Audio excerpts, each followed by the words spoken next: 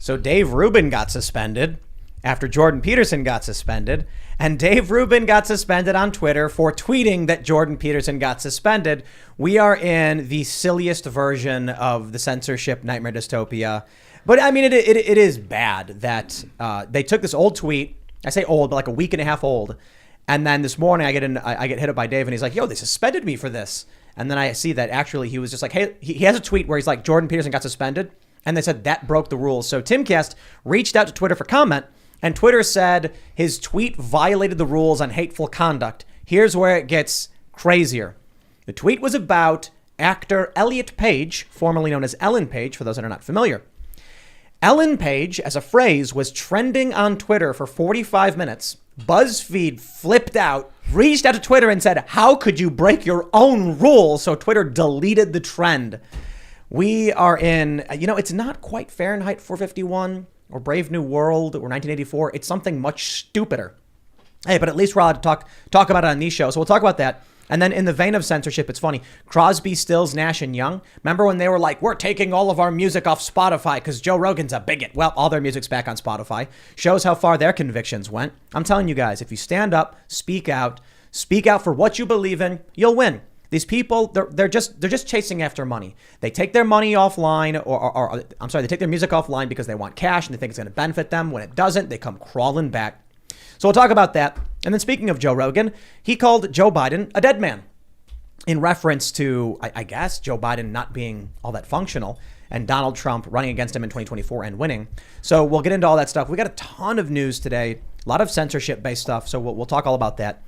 Before we get started, head over to timcast.com and become a member to help support our work. As a member, you'll get access to exclusive segments from the Timcast IRL podcast. We're going to have one of those up for you tonight at 11 p.m. You'll be supporting our journalists. And we're actually working behind the scenes on documentaries. We're going to be working on a bunch of new shows that are going to be behind the paywall. The idea is to just start making as much content as possible for everybody who's members and make it really, really worth your while to be a member and just use the resources we get from our members to do cool stuff, journalism, movies, etc. And maybe one day we'll be as cool as the guys over at the Daily Wire. But for the time being, you can smash the like button, subscribe to the channel, share the show with your friends. Joining us today is Alyte Majeka, aka Legal Bytes. Got it right. All right. How's it going? Good. How are you? I'm great. Who are you? I'm doing all right. Well, who are you? Who am I? Yeah. I am a lawyer. I run the channel Legal Bytes on YouTube. Yeah, that's who I am. All right. So we'll talk about the law. We were arguing over Alec Baldwin before the show. Maybe that'll come up too. Because I'm like, he did it. And I'm banging on the table. Guilty. Guilty. We also have Mary Morgan. Hi, I'm Mary. I'm the co-host of Pop Culture Crisis, and I'll be shilling for it all night. That's right. Because we lost our resident Catholic, Seamus, we just had to pull in Mary. Here I am. There you go. And then we got Ian. Hey, everyone. Ian Crossland here of Timcast IRL, coming at you live. What's up? And Lydia's out sick. I don't know if Chris wants to say what's up. Yeah, he Is does. this the camera? Yeah. Hi. Lydia is sick today. Who are Chris, you? Chris is filling in. Who are you, Chris? I'm Chris. I guess he's Chris. Give That's me it. more. I like it. Yeah. He's filling in. I want more. That's it, I guess. All right, let's jump to this first story. We had this from the Post Millennial. Breaking. Dave Rubin suspended from Twitter after defending Jordan Peterson. Rubin offered a defense of Jordan Peterson after he was suspended for tweeting about actor Alyte Page, using that actor's name prior to Page undergoing gender transition. So I think that's the real issue that got him suspended. So Dave, here, let me just pull up the actual tweet here. So this is a tweet from Jack Posobiec. Rubin Report has been suspended from Twitter for defending Jordan Peterson. Rubin tweeted on June 29th, "The insanity continues at Twitter.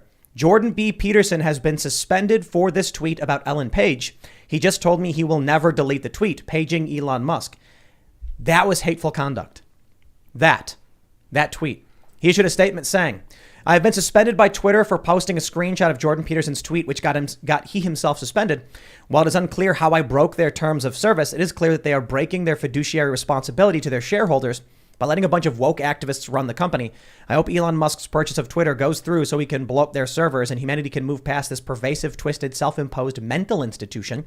In the meantime, you can find me at rubinreport.locals.com, the platform I created to fight big tech censorship, something we need now more than ever. It's truly amazing I mean, this is the insanity of the world we're living in.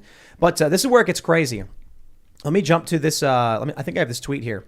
BuzzFeed News said, Alyte Page's dead name appeared as a trending topic on Twitter, violating the site's own policy on hateful conduct.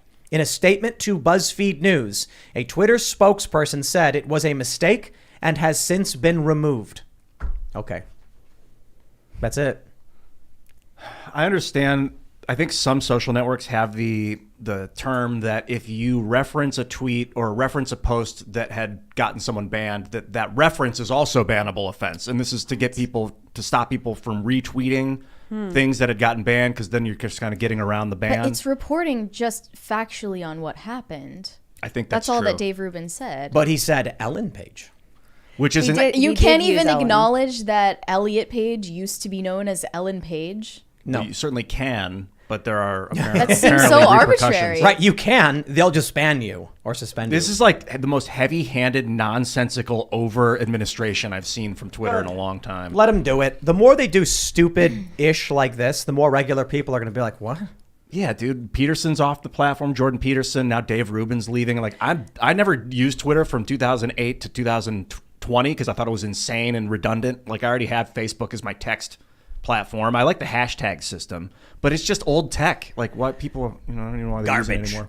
Yeah, it is a little scary to see that as someone who is just referencing something else happening, someone else getting taken off the platform and talking about it around the context can also be then taken off the platform itself as well. It's that is very alarming. I will say that from looking at Dave Rubin's initial tweet about it, it did look like, I mean, you can look at it from, maybe I'm just playing devil's advocate here, but like, he did reference reference Alyte Page as Ellen Page, without any context of like saying that, the artist formerly known as Ellen Page or something like that. You know what I mean? Is that okay though? Can we I say don't know. that? Is that allowed? I don't know. But that's still compelled speech. Yep, Over that the is. weekend, I was talking to a 5-year-old, and he was like, "Hey, stop calling me dude or man. Just do it once a day, and then call me by my name the rest of the time." I was like, "Well, there's this thing called compelled speech," and he was like, "What is that?" And I was Tell like, that 5-year-old. Here we go. Okay, in the United States, you can ask people to say whatever, but you can't make them say whatever. We have free speech.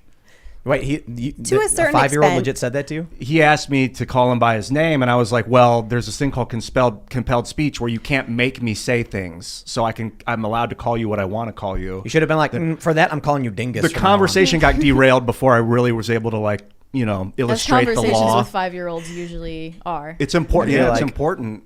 Okay, dingus, I won't call you dude anymore. There's this like desire even of children to control reality by making people do what they want. Play the game I want it to be played, call me the name I want to be called. And like you're seeing adults do it now. It's really Well, ridiculous. are they adults? I think you hit the nail on the head with a hammer. These people are children. I mean, look. There's a subreddit called Adulting. You ever see this? No. You know what I'm talking about, Mary? Just adults complaining about having to do normal adult Yeah. tasks. They're like, I had to pay bills today. And they were like, there was one, it's crazy. There was a viral post about adulting. And it's like 35-year-old millennial dudes being like, oh, I had to walk my dog today. Ooh, adulting. It's like, okay, dude. But there was one post and it was just like someone doing, it was like, it went viral and it was talking about their frustrations with everything wrong with the world. Like, why do we have to live this way? Like, why am I dealing with these things? And it's like, I get it. You never grew up. You never want to grow up. You have Peter Pan syndrome, whatever it's called. You want to just go off to Never Never Land. You want to hide under the covers. Fine. But stop voting. If you don't want to be in charge, don't be in charge. You're making everything worse. This goes to the tribal lifestyle, like what we used to have, where like a weak person would threaten the tribe's existence. If someone was severely overweight or just lazy or drugged out all the time, you become a risk for the tribe. The tribe's going to deal with you. Well, here's the thing you were mentioning. Like Dave did say Ellen Page. I don't think Dave understands why he wasn't allowed to do that. I think he was just like, he sees Jordan Peterson's tweet and he goes, whoa, look what he said about Ellen Page. And they're like, you got the name wrong. Like, how is... The assumption here is that every single person knows about the personal life of Alyte Page. Yeah, That's crazy. And to be fair, people have known about Ellen Page much longer than they've known about Alyte Page.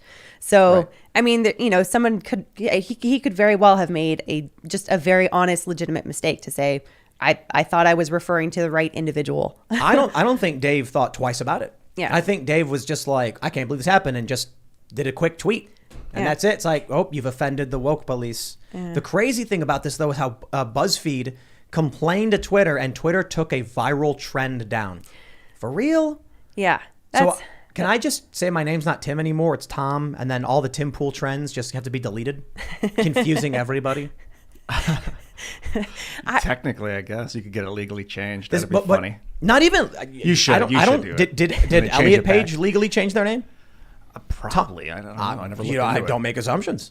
Tons of people who change their names just change it. They don't go to the courthouse and get it legally done. Some people just be like, my new name is, Prince. whatever. Prince. Or it became a symbol, I guess. Yeah. I heard that was for legal reasons, though. I don't know that specifically, but I do remember that. I mean, the reason why they said the artist formerly known as Prince is because they were like, we need something to be able to sign legal documents. Yeah. You can't just put a symbol down. Like, you can't do that. You need to have some kind of a legal name. So that's why they would refer to him as. Is that under the law, though? Like, you have to have a verbal name? Yeah. I think also that's also why Elon Musk said that they changed originally what they wanted their son's name to be, him and Grimes. Yeah, like Ash, Exia or something. whatever. They said they had like Exodia, I think. Yeah, but it's like they narrowed it down to Ash or something like that. But like, so originally he wanted like all kinds of different symbols and things that are not in the English alphabet. And so I guess the U.S. government was like, you can't do that. What? It's kind But of ultimately, there's going to be a name that you verbally call a child. I mean, so yeah. what was that going to be? There has to be something. It's like Ash Archangel. But right? okay, Something hold like on. that. Does it have to be a, like, Germanic vernacular? It has to be the English alphabet. It has to be the English. So you could theoretically go like, ah, wah, wah, wah, wah, wah, wah, wah, wah. Right? AWWA. Ah, wah, wah, wah, wah, ah, wah, wah, wah, wah, wah, Yeah. wah, wah. Yeah. Wah, wah, wah, wah, wah. Yeah. Good luck saying that. Just And if you say it wrong, I'll get If you you banned get on Twitter. one syllable wrong, it's over for you. You are canceled. And then actually, my given name was ah, wah, wah, wah, wah, wah, wah, wah, and I've changed it to ah, wah, wah, wah, wah, wah, wah. And so if you get it wrong, that's dead naming. I mean, That's pretty true. I can tell you, as someone with a not very common first Oh, name, yeah. that would be a murderous name to grow up with. Well, yeah, like I remember I was talking, I was mentioning your issue with, it was when Washington Post came after you. That's so insane. And I think I said Alyte. I have no idea how to say Oh it. yeah, that's right. Yeah. What am I going to get banned because I couldn't pronounce someone's name? Of That's course, so insane. you are officially henceforth banned. What was the WAPO situation? That was Taylor Lorenz. How she wrote an article about the supposed influencers that really won from the Depp v. Heard trial. So She called you radicalized. in one of her subsequent tweets, yeah, she said, well, to be fair, she referred generally to radicalized influencers. And I don't know if she was referring to me and that umbrella guy, or if she was referring to other influencers that were commenting on the whole situation in the series of errors that were not corrected, or if it was like all of us all together. But here's the funny thing. All right, so here's the gist of the story is you do legal commentary. Yeah. You were commenting on the biggest, pop culture or one of the biggest court cases in the country. Yeah. And so she wrote this hit piece as though you were a grifter just trying to get money or whatever. And I'm Yeah. like, it's a lawyer talking about pop culture. You don't Yeah. get more mainstream than that. Yeah. And then what happens is she writes fake news about you, and then you call her out. Other people got mad Yeah. that she wrote fake news. Yeah. So she's like, "You're all radicalized. Yeah. If you dare correct me, you're all radicalized." That's In the what least of it. ideology? Anti Taylor Lorenz. I Is Taylor guess. Lorenz She some was- kind of like Amber Heard stan? No, deal? she's Well, Amber Heard wrote for the Washington Post. That's where Supposedly, or Ghost. Well, right, Ghost wrote. But the point is, the article was published in Yeah. WAPO. Yeah. Taylor Lorenz works for WAPO. Yeah. So, of course, there's a major conflict of interest. yeah, there is. They were But thinking about taking that down, the op-ed, but I think they just added a note. I don't recall if they actually ended up adding a note to it, but my assumption was that they were never going to take that down unless they were actually compelled to do so. That's what I was I don't assuming. know. Even I with don't the think verdict, they should be compelled to take it down. Dude, Taylor Lorenz has like been having major meltdowns. Like her she's losing it. Yeah, it reminds me of like an abused dog when it's more likely to snap out and lash out at people coming up to pet it. Like if an animal's been abused, it's more likely to attack someone that comes near it. Usually, for the most part. Who did anything to Taylor Lorenz? Who knows what her childhood was like? But for her to see danger She went all to a around Swiss her boarding is school, like, bro. Yeah. So, but a lot of rich people are twisted when they're kids That's by true. bad parents. No, it's not just that. It's that their snowplow parents clear out all obstacles, so they never actually experience any hardship. So then they get older. I feel- the I don't- slightest snowflake Yeah, touches yeah. their skin and they scream. I don't want ill for her or anything, but for her to be seeing radicalization all around her is like, and yeah, there is radicalization going on in reality, this fifth dimensional warfare, weird, twisting, but it's, obviously if you see it all around you, then you got to look within because it's your own lens that you're seeing reality through that's making it look a certain color. I saw this viral tweet. I didn't fact check it, so fact check me on this one. But someone tweeted Taylor Lorenz. Actually, I think it was Viva, so I trust it. That she was like, people are getting sick at VidCon with COVID because VidCon literally did nothing to mitigate COVID. And then he also posted a tweet from VidCon where it's like, vaccine and negative tests and masks are required or something like that. Maybe not mask, but it was like, you need a negative test within 3 days to come to the event. So Taylor Lorenz is literally just making stuff up. Yeah. Now, look, I don't care about this woman, but the issue is she is wielding the Washington Post like, what was the name of the sword that He-Man had? Whatever, that one. She's wielding it like that. I don't know if it had a name. That's awesome. The Sword of Grayskull or something. Was it? Yeah. I don't know. She's holding up the Washington Post and using it to smack people around and cause damage to other people. That's the problem.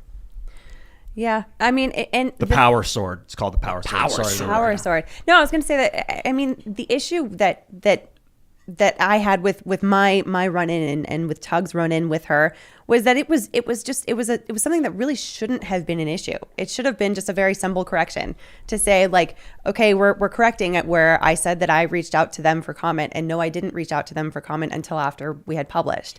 But they had several corrections on there where ultimately it said that the final like resting place of this like laundry list of corrections was that it said that she had not reached out to Tug at all beforehand, but she had reached out to me by Instagram, which is literally the last place that she reached out to me. But after Twitter DM, which was after I called her out on Twitter. Now, this is the crazy thing. They play this game where they'll be like, we reached out to Ian for comment. He did not respond. And then like, what does that mean? It turns out they sent a letter in the mail. Yeah, to an old address. There was a To an smoke old signal. address. Yeah, smoke signal. Like we did legally for legal I purposes. yelled his name out into the woods, Yeah. but there was no response. Yeah. It'd be funny if there was. And the thing He is, got back to me. it didn't even, if I remember correctly, it didn't even say that we had not responded to comment, but that we had declined, or that we had essentially refused to comment. Yeah. But that would require a response from us. Maybe like- instead of saying we reached out, they should start saying they received our request for comment and did not respond. Because reaching out is different than Yeah. It doesn't even. If you reach out for comment in the middle of a forest and Yeah. in the middle Don't of be nowhere. surprised when you don't hear back. Yeah. But that's the game they play. Yeah. I can't remember always who it the was. implication that But someone they refused. do this thing where they'll like send a general inquiry to your like info line on your website, which is like a low level like so it'll be like Joe Rogan never responded, because they like went to his website and submitted a form to his booking manager who threw it in the trash and didn't know what it was. To info@joerogan.com. Yeah, things like that. That they will. Or they'll like look your name up in the phone book and they'll call it and be like, they didn't comment. And you're like, bro, there's a bunch of people with the same name as me. Who are you looking up? It should say that we were unable to get in touch with someone Yeah. for contact. But that's also just not comment. true, because you have to try. Or we did not. That'd be a better way. We did not get in touch with them for comment. Yeah. What they do with these comments is they're trying to feign credibility. That's the whole point. Yeah. And they want you to seem less credible, so they'll be like, "Oh, they never got back to us. That's their fault." But here's the thing: even if you get back to them, they're just going to twist whatever you say. Yeah. They're going to mangle it up. You're going to say something like, "Look, I'm a legal YouTuber. I'm commenting on a very public trial, and I'm taking my expert opinion for what it is." And then they'll write, when they responded, they expressed that it's a very popular trial and it's good for business. And then when you're like, I didn't say that, they'll be like, well, that's how we assumed it to be. Yeah. And then what are you going to do? Or something along the lines of like, this is yet another lawyer profiting off of poor people and their misery. Yep. So should you send a video response as your comment and then put Nope. the video response online later when you be like, this is where they got the comment from? So Or just a public tweet. But it is better to do a public tweet because then everyone can read it. Yeah. But they will write whatever they want. Sure. Right. So I'll tell you this, Ian. How do you feel about bakery fresh cinnamon buns? Well, I'm not down with the carbs, but it smells good. When asked for comment on bakery fresh cinnamon buns, Ian let out a displeasing grunt, seemingly showing dissatisfaction. Commenting, not pleased, ... He even went on to say that there were problems with them. Grunt. He said, "I'm not into ... the smell." Exactly. And then people are going to, but imagine that from, so that's actually a good example because people are going to be like, what sane person does not like the smell of bakery fresh cinnamon buns? Of course. What's Ian is wrong with insane. Ian? Right. Now imagine though, it's something very similar to that, but like political violence or January 6th or something. And you'll say something like, obviously no one's going to come out and say, I support all of this violence. And they're going to be like, he responded with ... quote, I support all of this violence. I had this thought over the weekend that whoever controlled the newspapers controlled politics. Like, you could write whatever you wanted and twist the entire world. Now it's just that with social media. Like, Twitter took down a hashtag of a trending. That's not how trending works. Trending is what's trending.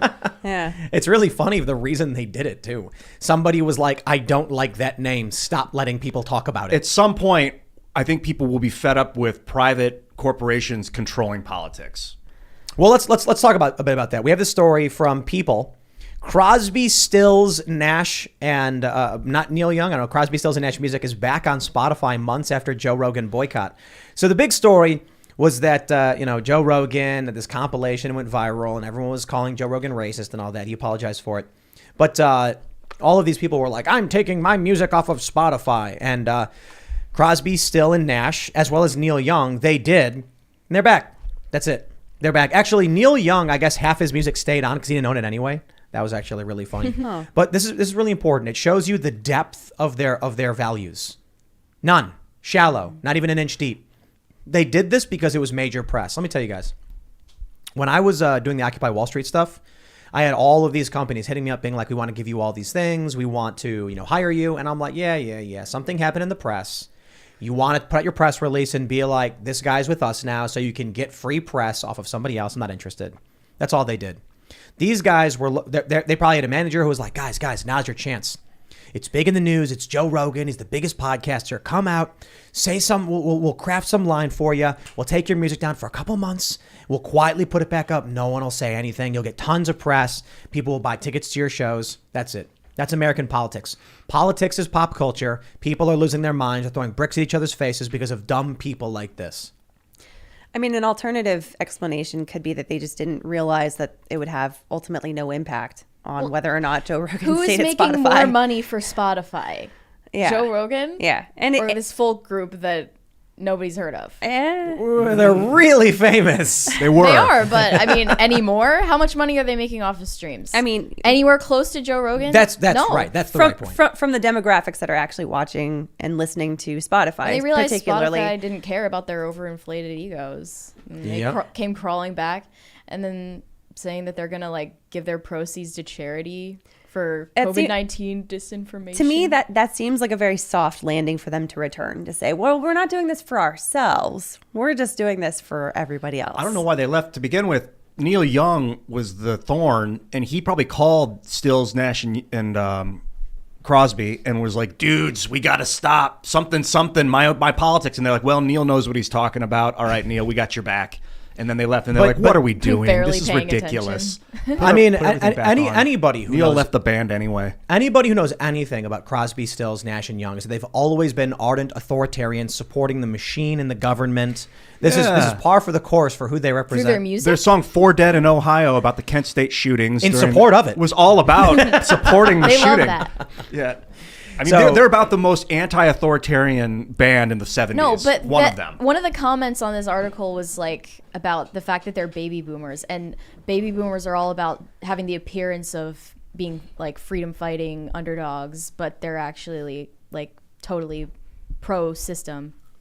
I wonder if it's like when you're younger, you just give the middle finger to the previous generation, and then when you're older, you're like, you nah. give I it to think the that's next something generation. they started. Right. I don't think it was ever like that before. Didn't the baby boomers start that? I don't think so. I mean, there's that joke from The Simpsons we like to reference where Abe Simpson is like, I used to be with it, But then they changed what it was. Now what it is scary. You know that bit? And then he's like, it'll happen to you too. Radio radicalized the youth of the time, and then TV. It was the TV generation finally was like, look at what we are. We can't have men beating women. That's not normal. Like, we got to fix something about society. Because in the TV shows, they'd be smacking and smacking. And they're like, wow, what have we become? So they were kind of the first generation that was able I like to... Sean Connery's... I like James Sean Bond, Connery, you know? and he talks about backhanding women. There's videos of him like it's in defense of hilarious. backhanding. You know, it's crazy. It's funny. Does he do that? Yeah. There's a video of him yeah. like talking about why it's Notoriously. quality and what's the value of it and all that on What? YouTube. From, like, Really? Yeah, it was well Don't after hit it was like people. decided And not good on cool. him. Oh no. These Wow. guys, just because of TV and mass media, this is like Who is- the mass media generation. These guys. Wasn't there like some singer who would beat his kids with a sack of oranges? Oh my gosh. I don't know. Why a don't know sack about of a sack of oranges? oranges. Because the it hurts you, but the damage is to the flesh of the orange, so it doesn't show marks or something like that. Oh Jeez. my gosh. Yeah, That's it's pretty terrible. brutal. Dude. I think like the silent. What are this? Is like the silent generation or the lost generation? The World War II generation. They were brutal.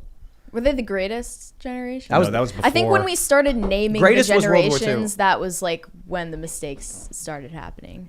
I mean, what was it? The lost generation? Is that the last one? Like the first one we haven't recorded or something? that was like the late 1800s. 1800s. Yeah, the silent generation. No, that was that came silent after them. afterwards. Yeah, and then the greatest generation. But there's like it's like there's like overlap because so It's hard to define different generations because Right. there's always going to be some overlap between them. because people have kids all the time. Yeah. So it's not like And- every 7 years everyone goes into a chamber to have children or something. And there are various like social events that will define a generation, that they go through certain experiences that, when you're towards the beginning or towards the end of that generation, you're going to have some blend with the other lifetime experiences as well. Like millennials have gone through 9/11 and the Great Recession and COVID, but Generation Z or what have you hasn't gone through some of those earlier things. Yeah. So, but there's going to be some blend between the two where the two intersect. I wonder how that's going to affect Gen Z. Obviously, the older generation had, depending on which generation, you had Vietnam and things like that in the draft, the boomers. And then with the millennials, you had 9/11. And so, I don't know how old you are. You're a woman, so do you mention your age? Sometimes it depends on, I don't know. I have before. I'm 34. I can say that. Oh, okay, yeah. So sometimes, what I always say is, I think I'm 34. Yeah. you I just am. ask a woman, "Are you old enough to where if I ask your age, you'll be offended?" And then you can get a general idea.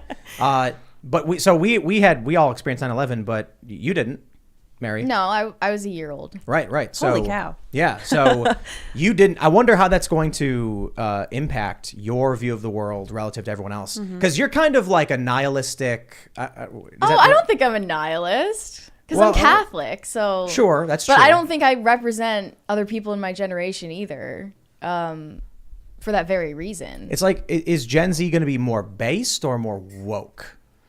You know what I mean? So far, like I would like to say more based, but really, the reality is we're just more polarized. Yeah. So like more extreme on both ends. Yep. Yeah. So when the millennials are in charge, and then you're going to have Gen Z, Gen Alpha, and then what comes after Alpha?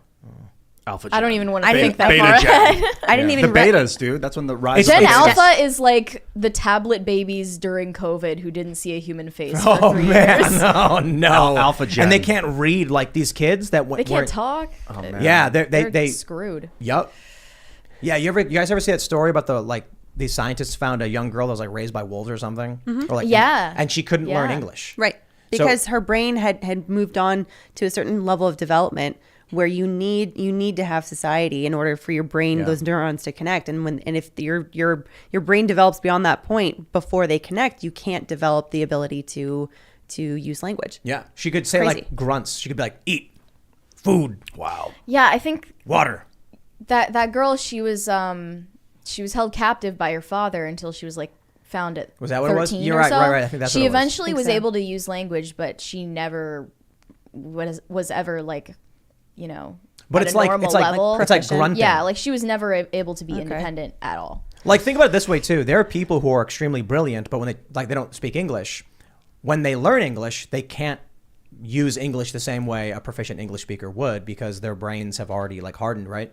So that's why you'll see people who are like in their 50s learn English. You can speak to them, you can communicate, but for some reason they won't say like the or an or in like. I think You it know what I depends mean? on how many languages they've learned before that, though. For sure. I'm just saying that there are very intelligent people who in their native tongue could explain to you theories of the universe, but in English, say like, me like eat pizza, fun. And you're like, I got the idea.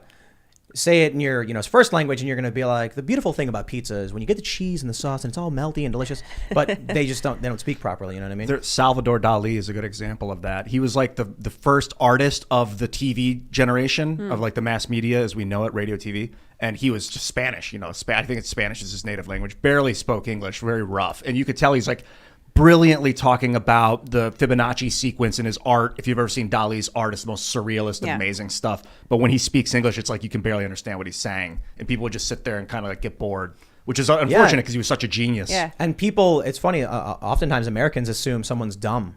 They're unintelligent because they're not that good at speaking English. They don't speak English Americans are some of the most like gracious about that because so many people have immigrated here. I think it depends, though. I don't know. I've seen both sides of that. Yeah, I mean, but like try to speak French in France. They're going to be mean to you. When I went to Spain, they were mean to me.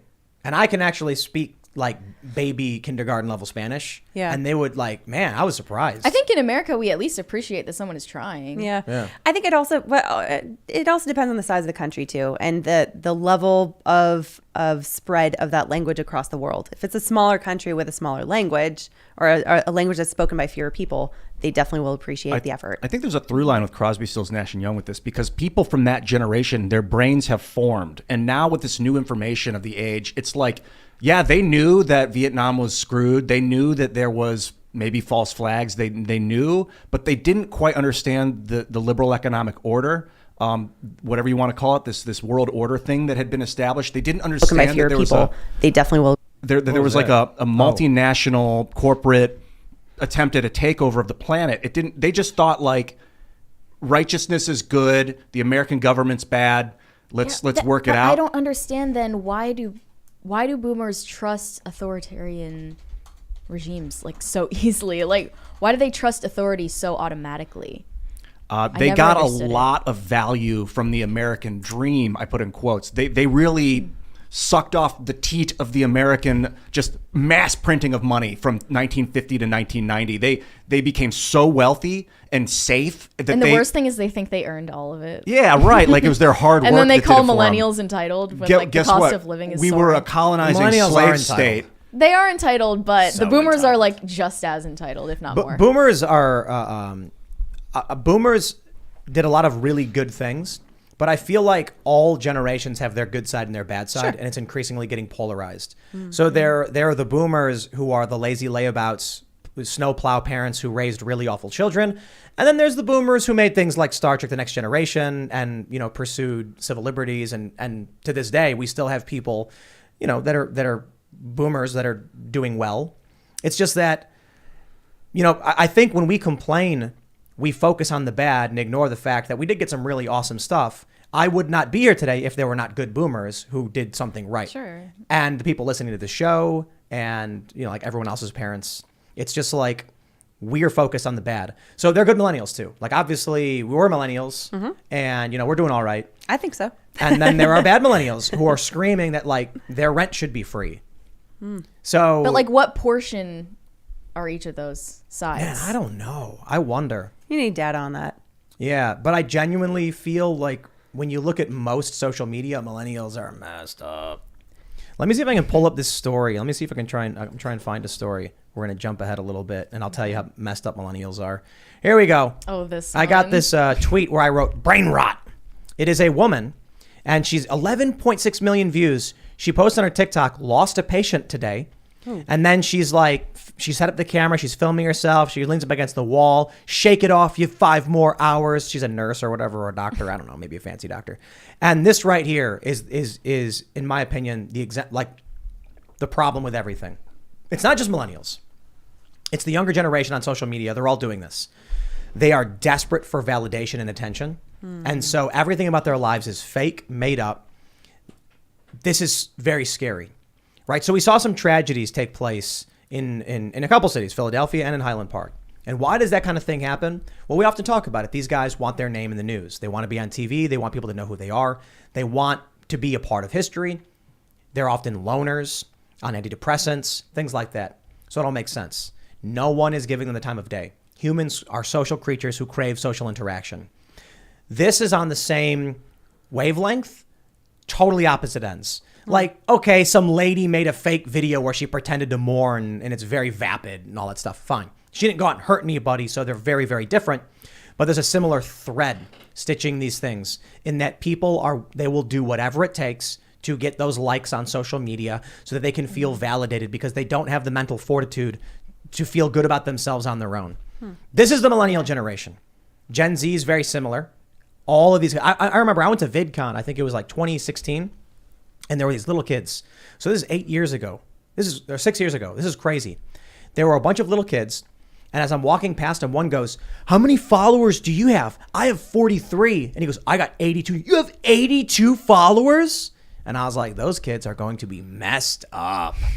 That's where we're going. Gary Vee will tell kids that. Don't worry about the number of followers you have. Focus on the quality and having fun and being happy and making things you like. But this video is a perfect example of why the country is imploding. And it really, really is. Think about it. What we see with virtue signaling, the woke people, Ellen Page, you better delete that viral trend because you said the wrong name. Yo, 99% of people, I guarantee you, if you walk down the street in any major city and said, "Do you know who Elliot Page is?" they'd be like, "No." And if you said, "Do you know who Ellen Page is?" they'd be like, "Oh, yeah, from X-Men." Like, "Did you know that it's bigoted to say that name?" They'd be like, "I had no idea." Yet those people would innocently go on Twitter and say something like, "Big fan of Ellen Page in those movies. She is super cool." And then banned, not allowed. That's happening because these people are like, "I'm going to get attention." Here's a really good example. Did you guys see that? What's his name? Griffin Green? Did you guys hear about this guy? You heard about him, right? Bodega Bro. Oh, yeah. I didn't know his real name. I only knew Bodega Bro. Bodega Bro. So there's this dude. This is an amazing story. He moves to New York for a job, and he's this really kind of like, I don't know what the right word is, doofy. Like, it's like an endearing kind of general ignorance. Okay. I'm not insulting him. I'm saying he just didn't understand New York, so he's It's probably walking. a good thing to be ignorant of For sure. New York City. But so he's walking around and he's like, "I'm trying to find a grocery store in New York. I can't find anything." And he's like, Google Maps keeps sending me to these places. And he's like, "Yo, what's going on?" And it's like, they're making sandwiches. It's a bodega.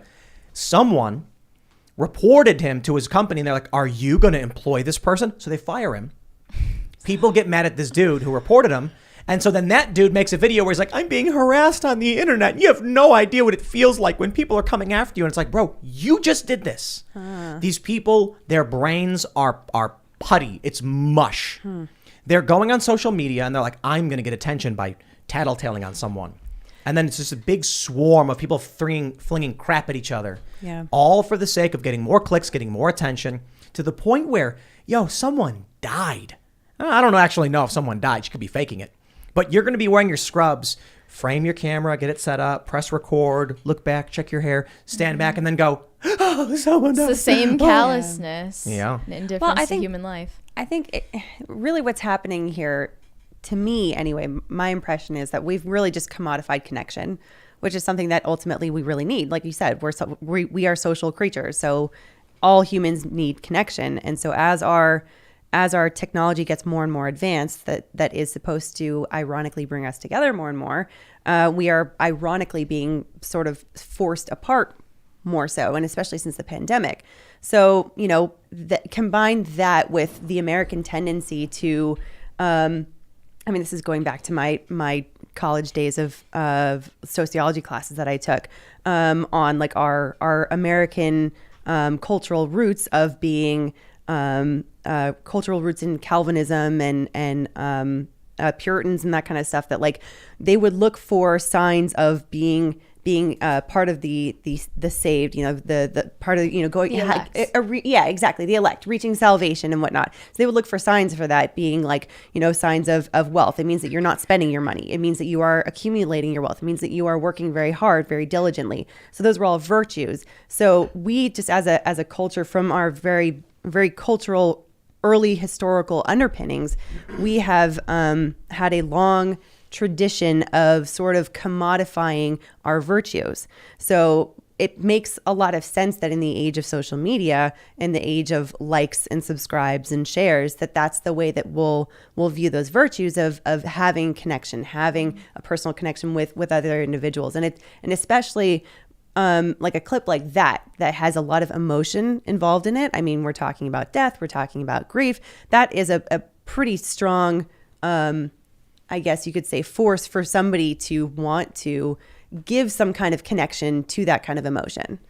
I think you're right about the commodification of virtue and all that stuff, but there was a unified message in this country, so that commodification was mostly unified, a single track. When the Dixie Chicks, I think it was, do you know who the Dixie Chicks are? Yeah. You do? Okay. When they came out, I think they criticized the war, right? That's what happened? Yeah, the war in Iraq. George W. Bush, and then it was a bad thing. You can't. They got do canceled. that. Yeah. They got canceled. You now know, they're just they called had to go by the chicks. Yeah, now they're And just then, the then chicks. we were joking. Me and Brett were joking that like you can't call women chicks anymore, so they're just gonna be the. You can't. It's offensive. But back then, even though most, like you had Democrats and Republicans, and you had a big anti-war movement, the mainstream narrative was don't rag on the soldiers, or criticism of the war was criticism of the soldiers. Something happened, and I think it has a lot to do with the internet, where a divergent culture emerged. We split, and two markets developed. You had a market for angst and wokeness, and you had a market for opposing it, free speech, liberty, freedom, all that stuff, kind of where we ended up. And then that market split. It probably could have been stopped if in the late 2000s, someone came out and was like, yo, we're hard forking here as an American culture, but no one did anything. So American culture forked. And I think it has a lot to do with in cities, with the internet, messaging spread so rapidly that the left dramatically changed their position faster than the right could keep in line with it. There's a good example, I can maybe pull it up in a second, from the New York Times, where it shows in 2008, the left veers off like that and the right just keeps going. When that happened, you end up with tens of millions of people, all with money, creating a massive market opportunity for woke virtue signaling. That will never stop. So at this point, I would say, I was wondering, like, how do we stop the country from collapsing? Like, what are the real solutions? And I don't want to say it's black pill to think this. I think it's more realism. You can't, and the reason is, there is money to be made if you are woke. There is money to be made if you are anti-woke. This means that market forces and political forces necessitate the expansion of messaging in favor of these two massive groups. You could disincentivize money and focus more on goods and services. I think that's something that could keep us together. It's how do we get the grain from Kansas around the country so we can all eat? That, and I mean, there's also the possibility that people get oversaturated by it. And people get tired of it. And then eventually they want to find something that is a little bit more moderated. I just watched a documentary on BuzzFeed yesterday. I think it was yesterday or the day before. And how they were really spearheading this, what you were calling a commodification of what you call it, hate or whatever. Yeah. But like 2012, 13, it's like identity politics. They'd be like, 25 things that black people can identify with, 12 things that women really want. 18 things a gay man can get down with. And you're like, all of a sudden then it's like a black gay man. And then hate gets involved, like 4 things that women just can't stand. And then the Boston bombing, people are profiting off of the news. Anyway, I could go on about this. I want to break that down. I want to show this real quick and then explain what Ian's saying. So this is what happened to the political center from the New York Times. And you can see in 2008, the left, the Democratic Party, look at that chart. Just look at that. The blue line shooting super far left. You see where it says median party? That's the median party of Europe.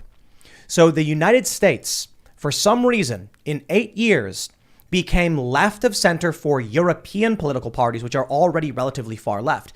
Now, of course, the left will look at that and say, oh, see, we're only center left. The Republican Party's far right. And it's like, no, that's American culture. You can disagree with it. But this shows the left went far left relative to where Americans are. And I'll tell you how it happened. As Ian was pointing out, BuzzFeed was creating articles where it was like about black people, about gay people. Those were buzzwords. The algorithm would latch onto words and then pump them out. And what happens, I remember this, man. You guys probably remember this too. I don't know if you remember this. All the police brutality videos, that's all Facebook was. It was like you'd go on Facebook and it was just endless videos of police brutality, rap songs about police brutality. That's all it was. So what happens is you get companies like BuzzFeed where they're like, hey, we got 1 million clicks on that police brutality video. Why? Well, because people don't like injustice. Then they were like, hey, I made an article that was talking about police brutality and racism. It got twice as many views. So they start cramming all the different keywords as possible into as many articles as possible. And then you get intersectional feminism. And it's not, and then they'll be like, hey, there's no racist, violent things that happen today. What's our next article going to be? It's not that they're going out there and creating the racist violence necessarily, but there is an incentive to see more racist violence. And you will literally, as someone that does that stuff, hope for something like that to happen so that you can make a lot of money off it. It's fucking sick. So here's the fight. Here's the political battle. Can you pull this back up, the New York Times thing? If you are in the middle of the road from 2000, let's say you weren't a Democrat, you weren't a Republican, you were a moderate, you're in between. You likely did not get pulled far left along with the Democratic Party. You probably floated somewhere in the middle like this, like me. Maybe to a certain extent, a bit like Ian or a bit like Joe Rogan or Elon Musk. So now, if you were in the middle, the Republican Party, well, they're kind of right wing compared to where I am, but the left, I can't even see where they're at. So this is what happens. There was a tweet from Libby Emmons about how the Democrats went so pro-abortion that a lot of people just were like Democrats were like, yo, I'm out, and they lost the fight. They had no support anymore. And then I see this on Twitter, the commodification of virtue. The centrists are just far right. The center has moved far right. The moderates are being radicalized. And I'm just like, if you are in the Democratic Party and you veered that far left, you don't think you moved. You're the same normal person you've always been. It's like if you go underwater and then you look up at people on the surface, you're like, everyone's blurry now. Exactly. But like, dude, that's because get out of the water and everyone's still normal, man. So here's the issue, though. These people, they built a following. They've got millions of followers. They can't just stop. CNN, they used to cover the news. Now it's just Orange Man bad all day, every day, January 6th, and whatever they can milk out of it. If CNN comes out now and says, we're going to go back to reporting the news, no one will watch them because they'll lose the zealot fans they got. And they already lost the news fans. They lost them a long time ago. So they have no choice. It's an addiction, and they've done it to themselves. Yeah, I was just thinking that I think an important factor in that is the actual emotional addiction, or maybe not emotional, but the addiction that some people actually have to these emotions that they feel with regard to these various stories. Rage is a big one. What's her face that when she testified in front of Congress about Facebook. This was, I don't know how many months ago. She was supposed to be working on their their election. Whistleblower? Yeah. The Facebook whistleblower. Quote unquote. Yeah. But she was talking about that, how she had said that there was some kind of studies. I'm really reaching back without having looked at this after months, but she was saying that was one of the big issues is that people were actually having they were showing signs of addiction to rage. And so it's like, how do you get somebody off of that sort of a substance when it's everywhere and there's every incentive for them to continue profiting off of it? Well, so there are Dave Rubin's got this, Joe Rogan's got this, I've obviously got this. There are people who take clips out of context on purpose because they know there's a market for tribal rage. Yeah. So we try to have people on the left on this show, and we've had a few, but I would say the overwhelming majority of them won't come on. They'll cancel, they'll refuse, or they'll use it to rally their base because they're virtue signalers. So there's one guy in particular who's like, oh, come on. And then when we actually were like, okay, sure. He privately says, I'm not actually doing it. Then goes to his fans and blames me for not allowing it. And now uses that to rile them up and say, see what I told you? And it's crazy because I'm like, yo, we genuinely tried to have some of these people on and they legit spit on us and laughed and said, now we're going to make money off you. Then they go to their base and say, they were the actual bad guys. So this is the crazy thing. We are trying to get those people out of the cult. They think we're in the cult. But these are the people who believed Jussie Smollett. These are the people who believed Russiagate. These are the people who believed Hands Up, Don't Shoot. These are the people who believed the Covington kid story. These are the people who believed Ukrainegate. These are the people who believed the Very Fine People hoax. These are the people who never once stopped to actually check the evidence themselves. And there are many of them. And they have money. And their money is easily parted from them by these people. That is the big challenge. And so long as there are these prominent left-wing personalities who will pander to them, there's going to be a division that is moving us towards catastrophe. But That being said, this next story is a bit more of good news. From the Washington Examiner, Joe Rogan will never have Trump on podcast, not interested in helping him. Now, that isn't the story I'm actually pointing out. You have to dig a little deeper to see what the big story is. And it's where Joe Rogan says Trump is running against a dead man. That's the important point. Joe Rogan has praised Ron DeSantis, saying he'd be a good president. He doesn't want to help Trump. But if the regular person, if Joe Rogan is the barometer for UFC commentator, mainstream comedian, I'd be willing to bet Joe Rogan is where most Americans probably are. And they are not far left. They are tired of the woke stuff. They don't like Donald Trump. Ron DeSantis would probably be all right. That's good news. It means that cult may have been breaking itself so far off from the mainstream America that eventually they're going to lose money, run out, and then they're not going to be a part of the economy anymore. And when that market dries up, people start walking away. I have to imagine with Joe Rogan being who he is for the past several years, saying what he said, a lot of regular people are moving away from that stuff. They're getting out of it. So he's not threatening Joe Biden by calling him a dead man, but he's basically pointing out that Joe's not going to win. He can't win. Right? I think Joe's been saying that for a while, though, hasn't he? Rogan? Yeah. Yeah. About Biden. So, oh, yeah, no, for sure. I just mean like, here's the latest context around it. So does he mean I'm not interested in helping Trump because Trump doesn't need any help at this point? I He think has, like him. he has no competition. He's saying he doesn't. I think Joe says, I'm not a Trump supporter. I'm not going to help him out. I'm not going to have him on the show. Now, that says to me, Joe Rogan's taking a hard political stance. Because for me, as you know, as a host of a show, I actually don't care about helping someone or hurting someone. That's ridiculous. You know, no offense to Joe. My attitude is, if we're going to have a conversation and talk about these things, and we need to, well, maybe it'll help you or not. But it's interesting what Joe's saying right there. That if Trump goes on his show, it will help Trump. What does that mean? It means that Trump is more correct, that Trump will expose the media's lies, and that will help him. Obviously, it'll give him exposure. But if Trump was wrong about everything, going on his show would expose him, right? It would hurt him, wouldn't it? Right? Yeah, that makes sense. That Joe logically checks out. Joe thinks Trump is right to a certain degree. Maybe not on everything. Maybe he doesn't think he's a good person. But he thinks enough that if Trump were to come on his show, it would benefit him. Or at the very least, he just thinks that Trump is a very convincing person. Maybe. But I think the reality is Joe knows that Rogan knows Biden is out of it. And that people elected a guy who was burning this country to the ground because they hate Trump. Trump will come on. Trump will say, remember 2019? Remember this policy? Remember when I did this? And people are going to be like, that's true. And there's a reality to what Donald Trump was doing when he was president that, man, he had a potty mouth. He was not a nice guy in a lot of ways. He's a nice guy in a lot of ways, but not a nice guy in a lot of ways, you know.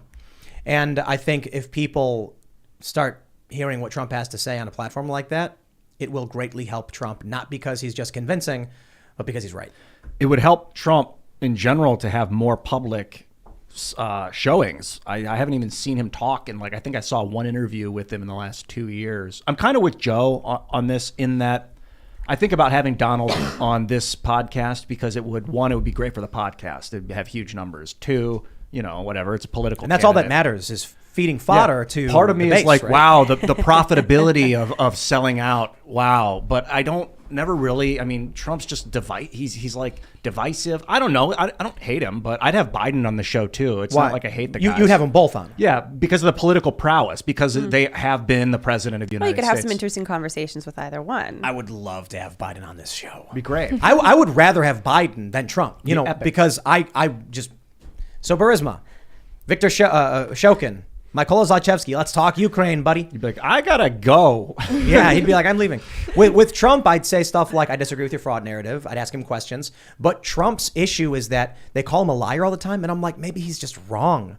Trump lies about dumb ego stuff, like how big and famous he is and things like that. I don't care about that. He makes big promises too, with I think no idea of how to follow through. Like, I'm gonna drain the swamp. What did that even mean? Did he even have an idea of what that meant? Because he didn't fire a lot of There was people. an actual pool outside the White House that he was actually the going to swamp drain. that he. I see. So we're still waiting on that. I kept my promise. And I did drain the swamp, by the It's way. the septic system at the White You can go House. swimming now. I can ask Trump. So the things I could criticize Trump over is the State Department was advertising Trump properties in the UK. That's not okay. Trump tried using Doral in Florida for, I think it was the G7. That's not okay. Trump eventually rescinded that and said, okay, I won't do it. I thought I was going to save him money. And I'm like, it's conflict of interest. But he was pulling our troops out of the Middle East. Like, the one thing you can really get him for is, like, you're kind of a dick to a lot of people, and people didn't like that, but so is Joe Biden. Joe Biden launched his campaign off the Very Fine People hoax. It was a hoax. That's the craziest thing. His campaign video was that Donald Trump praised white nationalists, which never happened. He made it up to make people hate. That is psychotic. I think they're both kind of a dick. Like, Biden was really mean to that guy who was asking him about something, like The gun control guy. Yeah, and he just like lashed He out. lashes out at people a lot, but maybe it's just because But senility. That could be part of it. Well, he's done it for Like, years. I remember. He points his finger in people's face. Yeah. So aggressive. Like, if he was doing it in private, okay, maybe then I would question. But he did it in public on TV, right in front of the world. Which like, is what come makes on. him seem senile. Like, do you know that people are watching you act crazy right now? Well, it's like... It feels like And immunity. the way he puts his finger in people's faces, like, you're asking for Yeah, it's it. really aggressive. I Like the was kind of guy weird. that'll It's grab your weird. arm really tight till it hurts. Yeah. I was going to say the way he puts his hands on women's shoulders and sniffs their heads is a bit worse Not than the women, finger. children. Well, children as well, yes. Yeah. What a creepy, awful man. You know, look, Donald Trump, locker room talk, all those nasty things. I'm not a fan of any of it. And there's a lot of people who really love Trump for who he is. His diehard supporters, they're like, we're glad there's a guy in there who's going to tell people. And I've laughed. I understand what funny is. When he called Stormy horseface, when he said only Rosie O'Donnell, you know, when he called, who did he call? He said, called someone a fat pig. I don't know. I think It's so. Something yeah. along those lines, I think. Entertaining, funny celebrity drama. Me personally, I'm like, maybe not in the White House. Yeah, You know? Well, it definitely happens. not in the White Too House. late. I know it happened. We need lawyers in the White House and legal analysts and scientists and things like lawyers. that. Like Obama, Too one of many his, lawyers. How many? One of the things isn't every single lawyer joke about them being in hell? I thought Obama's Pretty much. Obama was a constitutional lawyer, I believe. He's and that was valuable. You know, he wasn't an idiot when it came Yeah, to yeah. constitutional He was law. like, he if knew you're what li- to circumvent to get things done. That's And, for sure. and I remember when he said, "If you're like me, I will know all the legal loopholes for blown up kids. Too many of them." But we do need That's what he people did. to understand the Blew 'em up. Constitution in the White House that respect the Constitution. I think constitutionalists maybe is a better phrase than lawyers. I think Trump is what you get when the people are neglected for too long. And I went to these Trump rallies, and there are so many people who are like, I've never voted before, but I'm voting for this man because he's finally sticking it to the machine. The Republicans and Democrats were snooty elites who thought they were better than everyone else, and that needed to change. So now you've got the Trump populists, the left populists hate the Democrats and hate the Republicans, but support the Democrats because they hate the Republicans more, which is dumb. But the whole thing is just kind of it's falling apart. I actually think Ron DeSantis could probably save the country, but I don't know if he'll actually reform it to the degree it needs to be reformed. He would just stop it from imploding. You know what I mean? He does seem to have the same sort of ability to make Trump-like changes, but without his tweets. But I don't think he'd go as far as we need him to. I also, fair point. You know, Ian brought this up. I don't know if Trump would drain the swamp either. He didn't do it the first time. He brought more swamp monsters, and he got rid of some of them, but brought more in. Maybe he was getting jammed up by the Russiagate stuff, and he couldn't do it. He might win re-election and then say, okay, now I've got one more term. I don't have to worry about the swamp, so I'm going to ignore it. You know? Yeah. And if he doesn't go in there and fire everybody, then what's the point? Then Ron DeSantis, I think, would do better. No, I mean, I think you were right about his foreign policy stuff because he was trying to stop the war, a lot of the war in the Middle East. You know, maybe heavy-handedly, like moving the Israeli, what was it? What did he move to Jerusalem? He moved the embassy, the embassy, which was basically saying, "Hey, Palestinians, F you." You know, it was basically like picking a side in the Israeli-Palestinian conflict by putting it in Jerusalem and saying, like, this is an Israeli embassy in Jerusalem, which is supposed to be split between the Israelis and the Palestinians. So that was like some kind of brute force ignorance, I think, politically. Oh, the conservatives loved it. Of course. They've been waiting Half for of the that. people loved it. The other half of the people are like, but what the heck? One of the things Joe Rogan brought up in this interview with Lex Friedman, that's where the quotes come from, is that they were people who abandoned all principle and logic to attack Trump and his supporters because he was a threat to democracy or something. It was legitimately insane.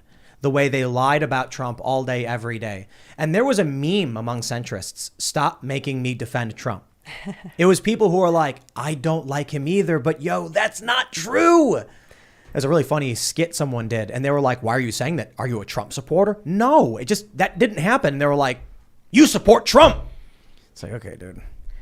I don't know how we're supposed to survive as a country if you can't even just be like, this is what's true, this is what's not true. Nobody wanted journalism, they wanted confirmation bias, and that was the cult. Well, I think one place where I've started to see a change is in my corner of YouTube, which is live streaming trials. Starting with the Rittenhouse trial, that was the first eye-opener for a lot of people to say, oh, the media is lying to me about everything that happened in Kenosha that night. And then more recently, but those were people that were of a particular political demographic, more people on the right.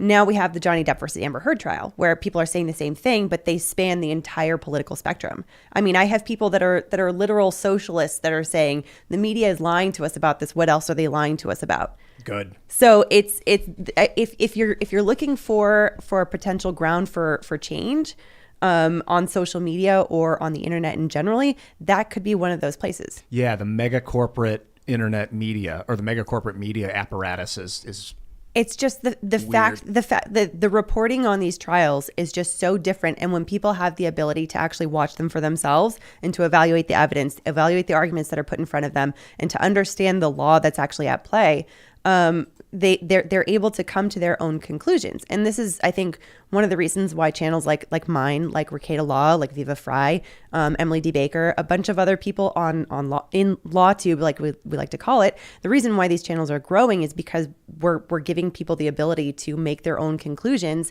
using the evidence and just sort of like acting as almost like law Sherpas to like guide them through the process. Yeah, I think schooling is kind of obtuse in a lot of ways. Like they make people go to medical school for 12 years or something to learn how to do something that you could really learn how to do. Regardless of the amount of time it's going to take you could learn how to do it. Same with law. If you can learn the info, why do you have to spend $600,000 in 11 years or whatever, 8 years? Like, so you guys are kind of teaching. Yeah, you guys are kind of teaching the information without the badge. Yeah. You know, without. And the process too. Like that actually is the part that I think is more confounding to most people, is not so much the actual information, but the legal process. Like, what is trial actually like? What is litigation actually like? Because, you know, well, everybody comes in contact with the law, regardless of whether they're in litigation at some point in their lives or not.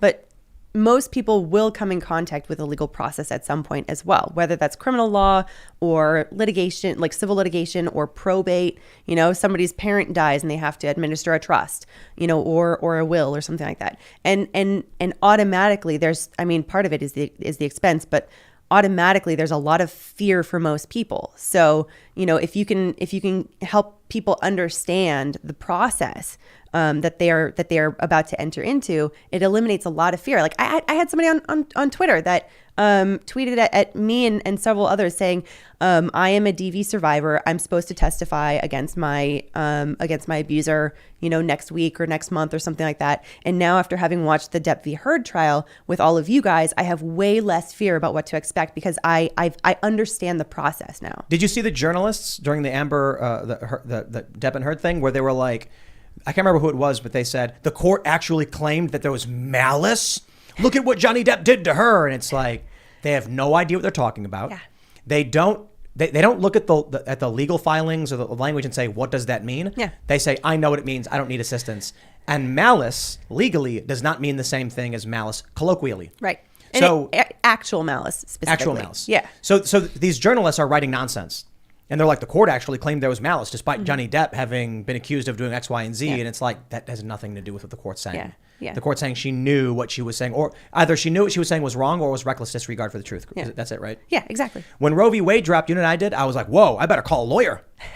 It's crazy. I think that the big difference between the corporate press today and whatever this show is and whatever your show is that we're very much like, hey, we're probably wrong. Let's ask experts and see what they have to say about this. Journalism.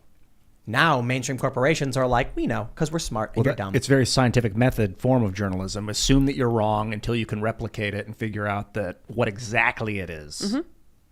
That's the way it should be done, I think. Should be, but isn't. So now we I mean, I guess going back 6-7 years, trust in the press has been at all-time lows. So good, fine. But they're still getting tons of money. They're still controlling the news cycle. They're still manipulating the narrative. And we got to change that and take it over. I've been thinking about this, and the interesting thing is millennials are going to take over soon. You've got boomers are starting to retire out. Gen Xers are taking the reins. However, for some reason, Gen X is just ignored. Have you noticed this? Like, there's never a part of the conversation. It's like, hey. Millennials are going to start inheriting these machines.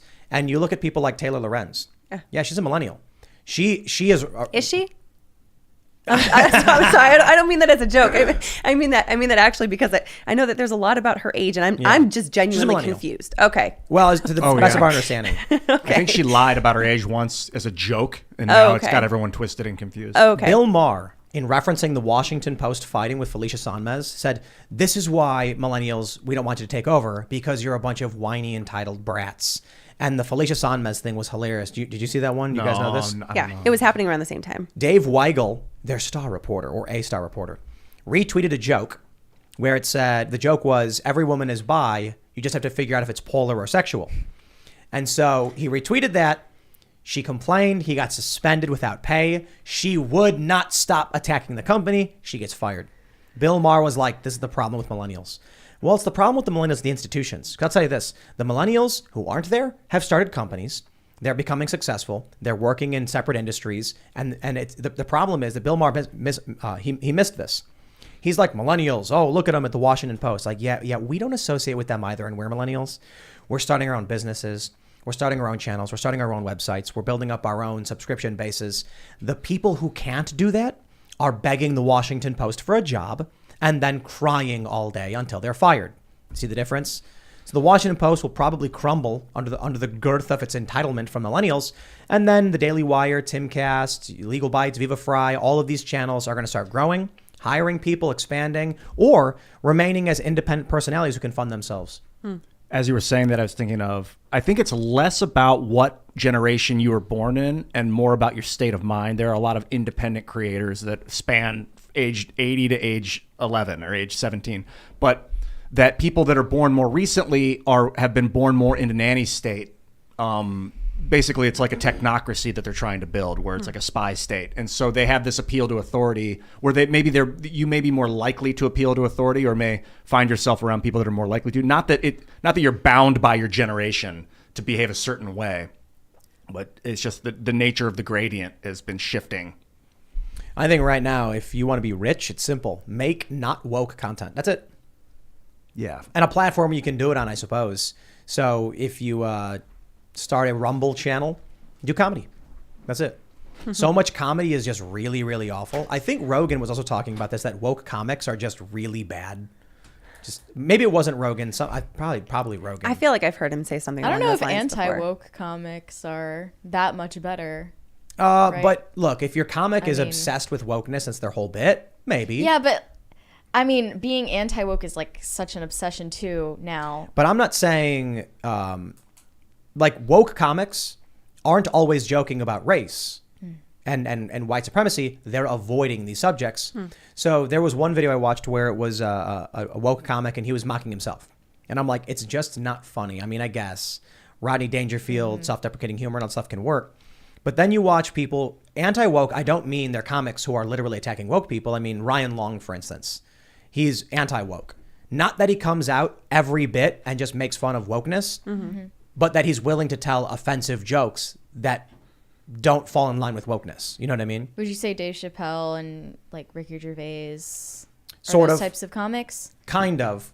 For the most part, the willingness to be offensive and you know, Dave Chappelle did a bit in his comedy special back in 2018 where he did like a Chinese stereotype and it was just really old school racist Chinese stereotype and everyone laughed at it. Like that's anti-woke, right? Like he was purposefully poking people and being offensive, but in his most recent special, he was real defensive. They got him run for his money.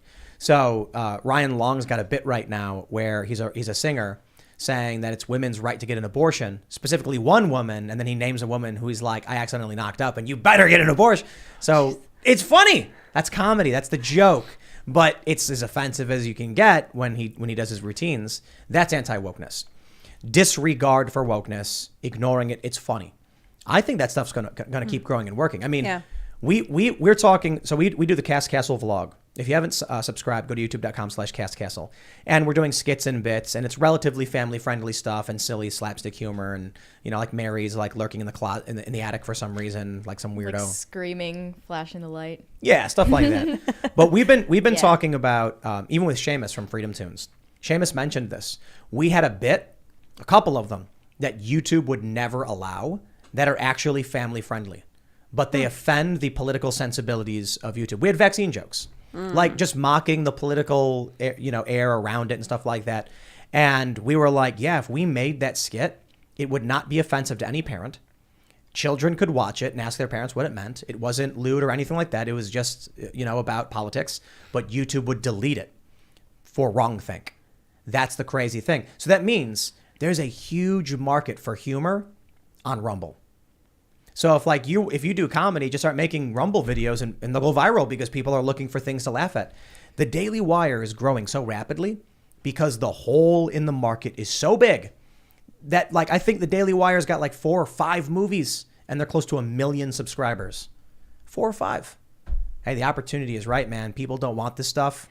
Just got to do it. Well, that's why I was saying earlier is that, sometimes people will have an oversaturation and there will be a reaction to that. So with that comes an opening in the market for people to try to get something, some kind of a product or a service that otherwise fills the void that exists because everybody else is oversaturating that market, being wokeism. Yeah, I'm just wary of anyone who's trying to sell something anti-woke, anti-cancel culture, but doing so while sanitizing the entire topic. I think Piers Morgan Uncensored does exactly that. Oh, he's awful. He's like, I'm canceling cancel culture. It's so you're canned not and fake. threatening anything. You're not pushing any boundary, and no one is afraid of appearing on Piers Morgan Uncensored. Yeah. It's gimmicky. It's cheap. It doesn't mean anything to anyone. I mean, even the after show that we do is moderately okay. We'll swear a lot and we'll say things that offend delicate woke sensibilities, but even we are not extreme edgelords just trying to poke the bear as hard as possible. We're just trying to speak freely, Piers Morgan it's uncensored, but it's as normie as you're going to get. He's like, well, let's talk about this controversial subject. It's everyone's talking about that. Jordan Peterson was talking about that 5 years ago. Come on, man. But outside of, when we're talking about comedy, I'm not saying if somebody makes a show where their whole shtick is woke people bad, it's okay, we get it. Just make good stuff. Terror on the Prairie, the Daily Wire's movie, it's not a bunch of, woke people on horseback with purple hair ride up and they're like, oh no, we got to fight back. It's just a Western. It's just a Western. And there's a woman and she's like, I'm going to fight. They were like, we made a movie. It's a story. That's it. It's not anti-woke. It's not woke. It's just a movie. Yeah, if you have a field of crops and all the crops are dying, the way to combat that isn't by making fun of dying crops. It's to grow crops the right way. Exactly. That's it. It's a good metaphor. Well, that's why, we started Pop Culture Crisis. It's because I was like, look, the 2 things we don't want to do is make woke content. That's a given. We don't like it. But also anti-woke content where all we do is just be like, oh, look at this, look at that. It comes up. And Seth Rogen said a thing on Twitter. We'll be like, oh, that was dumb. But it's not like we dedicate everything to just going after wokeness. That's what it was very much like in the early YouTube era. And I feel that's why a lot of those early YouTubers bowed out, quit, or failed. It's like, dude, you can't have your whole identity be based on someone else's identity. That's true. You need your own. You need to stand up for what you believe in and talk about that stuff. That's why I also really don't like talking about people like Taylor Lorenz and stuff. Granted, she specifically represents a very powerful brand. She was in a high position until she got demoted. And so that's more representation of institutional power. But I try to keep it to the news and the info and so that we can have a real conversation around this stuff, Yeah. It's exhausting to try and make a career off of talking about what's wrong with other things because then you're always looking for new problems and to the point where you may be happy to see them get created. It's insane. Insane way to live. It's not healthy, I don't think. That's a very good point. I think regular people that are just totally ignorant, don't know. They don't know anything about what's going on. They don't know what Rumble is, and that's one of the big challenges. So long as we keep working, we keep growing, we keep marketing, I'll say Parler had a Times Square billboard. Good. The more people who see that and ask, what is that? The better. We obviously had our Times Square billboards. We had Ian up on a big 40 some odd foot screen. The 70-foot screen, the biggest one, rejected our ad because they said the word politics was in it, and that's all that matters. Like, they don't care about us or anything like that, but they were like, the word can't politics. We can't do anything with that. The Daily Wires had a couple different billboards up in Times Square. Taking these cultural spaces is extremely important. I've been getting tons of ads on Reddit and Facebook for the Daily Wire, and I'm glad every time I see it. Because these spaces have been ignored by, whatever you want to call it, the anti-woke factions or whatever. The ads aren't explicitly like, wokeness is bad. It's just like, hey, watch our show. Good. We had, I think we were talking with Billy Prempe. He was running as a Republican in a very blue area. And Kimberly Klacik, she was running in a very blue area. And I was like, good. These Republicans have abandoned urban centers because they're like, what's the point? We're not going to win. And my response is, a person who, what is it saying? A society that grows great when a person plants trees whose shade they know they will never sit beneath. So if you start campaigning as a Republican in New York City, you're not going to win, but you're planting trees, man. Of course you're not going to get an orange in your first season. It's going to take 10, 20 years before that fruit, that plant bears fruit. There's balance. You don't want to plant trees where you know they're going to get mowed down and destroyed in the next 5 years, because like it'd be like going to a war zone to be open and honest. You're going to get killed in the war zone. So like you do want to plant your psychological trees in places that maybe aren't the easiest to grow, but you got to make sure that you're not wasting your time at the same time.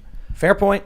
That's true too. But I feel like that's one of the biggest problems we have in this country is that Democrats and Republicans both at some point said, if I can't win easily, I won't waste my time. And now you're getting hyperpolarization. So we need to make things for the other side. Yeah, it's not about winning. It's about doing. You don't need to win every competition. You just need to participate. I mean, it's the joy of participation, I think, that may be lost in society. I had to learn how to lose and to love it, or no one would play games with me, because I would beat them at video games over and over and over and over, and then they'd quit. And I'd be like, well, now I'm not. So I had to actually let them win without them knowing, so that they would keep playing. And I had to find joy in like just the process. I've heard some studies about like the animals will actually do that too, because there's an importance of play that comes with the learning process. So even it's not just humans, but other animals will do that. There's like a certain like percentage of time that like an older animal or a bigger animal will during playtime will allow the smaller or younger animal actually win, because otherwise they don't want to discourage them from playing with them in the future. So we need more Democrats and Republicans letting Republicans and Democrats win. Or allowing for the possibility that they'll lose at some point, understanding that there will be something in the process in the long run that will benefit everybody. I think the issue is the American cultures are just too divergent. We don't even speak the same language anymore. Yeah, So same words with altered definitions sometimes. The culture has diverged so far in this country, we don't speak the same language. I don't know. I think it depends on the subject matter. Because, like I said, I'm the fact that I'm seeing on my channel, my viewers have very much diversified in their politics. And a lot of that comes from the fact that the reason why they've come to my channel in the first place is not politics. It's something else that is politics adjacent. I mean, law definitely has a lot of overlaps with politics as well. But it's something that everyone really cares about, this whole like mass of people cares about, but it's not politics exactly. But it's the kind of thing that introduces them to other conversations that we have about law that also overlaps with a lot of these topics too. Maybe the challenge is we need some kind of service guaranteeing citizenship, right? You guys are familiar with that? That's from Starship Troopers? Yeah, service guarantee citizenship.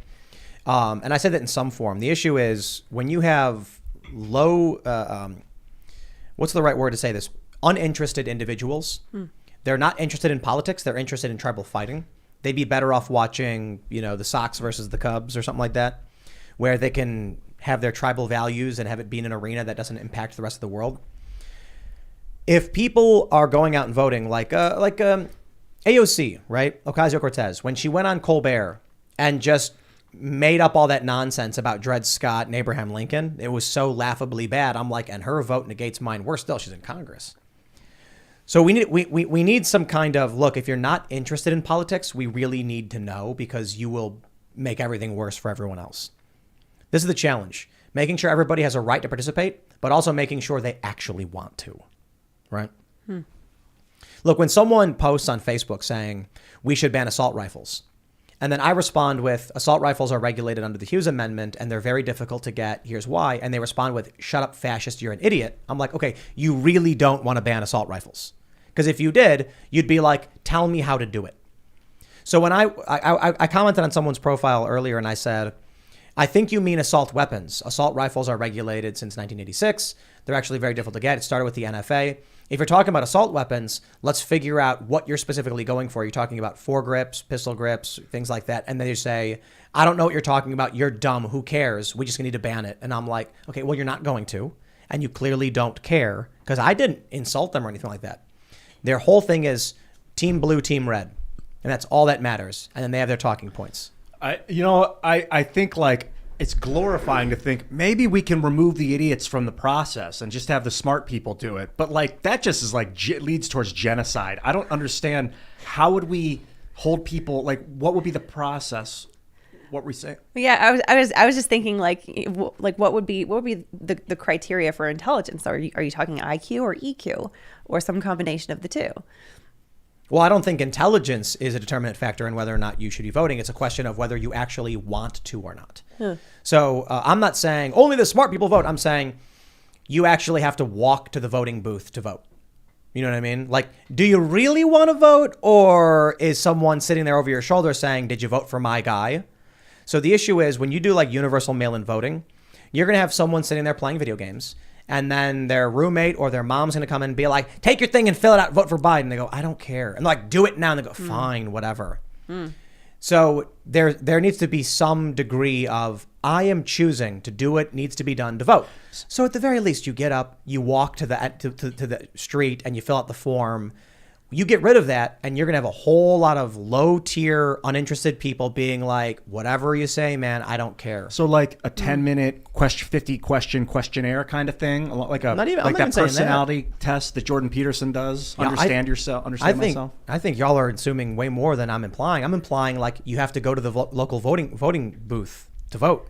Like just literally go and do it yourself as opposed to mailing it in. I think maybe demonstrate that you have a stake in the future of the nation, meaning have families, have practical skills to offer it. I mean, you can take it to the next step and make more logical arguments. I mean, there's a lot of challenges in restricting voting rights for sure, but the argument initially was you had to be a landowner to vote. And the left says, wow, how offensive, because they're basing yesterday off of today. The reason they did it was obvious. They didn't have IDs. How did they know you actually lived there? You owned a plot of land, so you went and you voted. Then when we entered this hyper-dense urban, society, we were like, okay, well, now there's a lot of people who do live here and can prove they live here but don't own the land. It's like, oh, okay, we got to do away with that. So then we're like, okay, you have to come in and vote, fill out the form. You have to choose to register. You have to show up, and you got to do it. And I'm like, all those things are good barriers to say you actually want to vote. Not that you don't got to be smart. I mean, it is a problem when dumb people vote for dumb things, sure, but that's representative democracy, or how our republic works. At the very least, though, you should be able to get off your couch, walk a couple blocks, and vote. I would love to see people have to live somewhere for like a year before they can vote locally. That actually is true in a lot of jurisdictions. Oh, that's good. There's residency requirements. The problem is you can move somewhere. Didn't Andrew Yang try and do this? He got in trouble. He was like, I'm going to move to Georgia and help the Democrats win. And it's like, that is so crooked. Yeah, Matt Walsh did it in Virginia. I think he didn't vote. He didn't vote. He did it to speak at a council meeting. Because they tried to keep him out. Yeah. That's different. It worked. I mean, it's just he exposed a flaw in the system, in my opinion. But he wasn't doing that for politics. He was trying to speak about family and kids at a school, and they changed the rules to bar him, so he rented a basement. Andrew Yang said quite literally, I'm moving there for the purpose of politics. And then they were like, hey, that's illegal. That's the problem we have. Yeah. I mean, eliminating mail-in voting entirely would also create a problem for the armed forces, for people that are deployed overseas. Yeah, for, but you know, you have to State Department people overseas. You have to apply for those. You had to so before we did universal mail-in voting, absentee ballots, you filled out a that's form. true. They'd mail it to you. You had to do the bare minimum to say, I really want to do this. Now what do we get? We get Democrat activist knocks on a door and says, that right there, fill it out. And they go, just fill it out right now. Put it in your mailbox. Okay, fine, whatever. What? Biden? Sure, fine. And then, boop, there you go. Fair point. We're walking like a line between incentivizing and disincentivizing voting. Is that what this is? Like, you don't want to You want a little incentivize. You want to give people money for You voting. want to slightly disincentivize voting. Make it a little bit annoying. Like, go to the place. It's not wait even. in line. I mean, to be fair, it's not even annoying. It's like, go vote.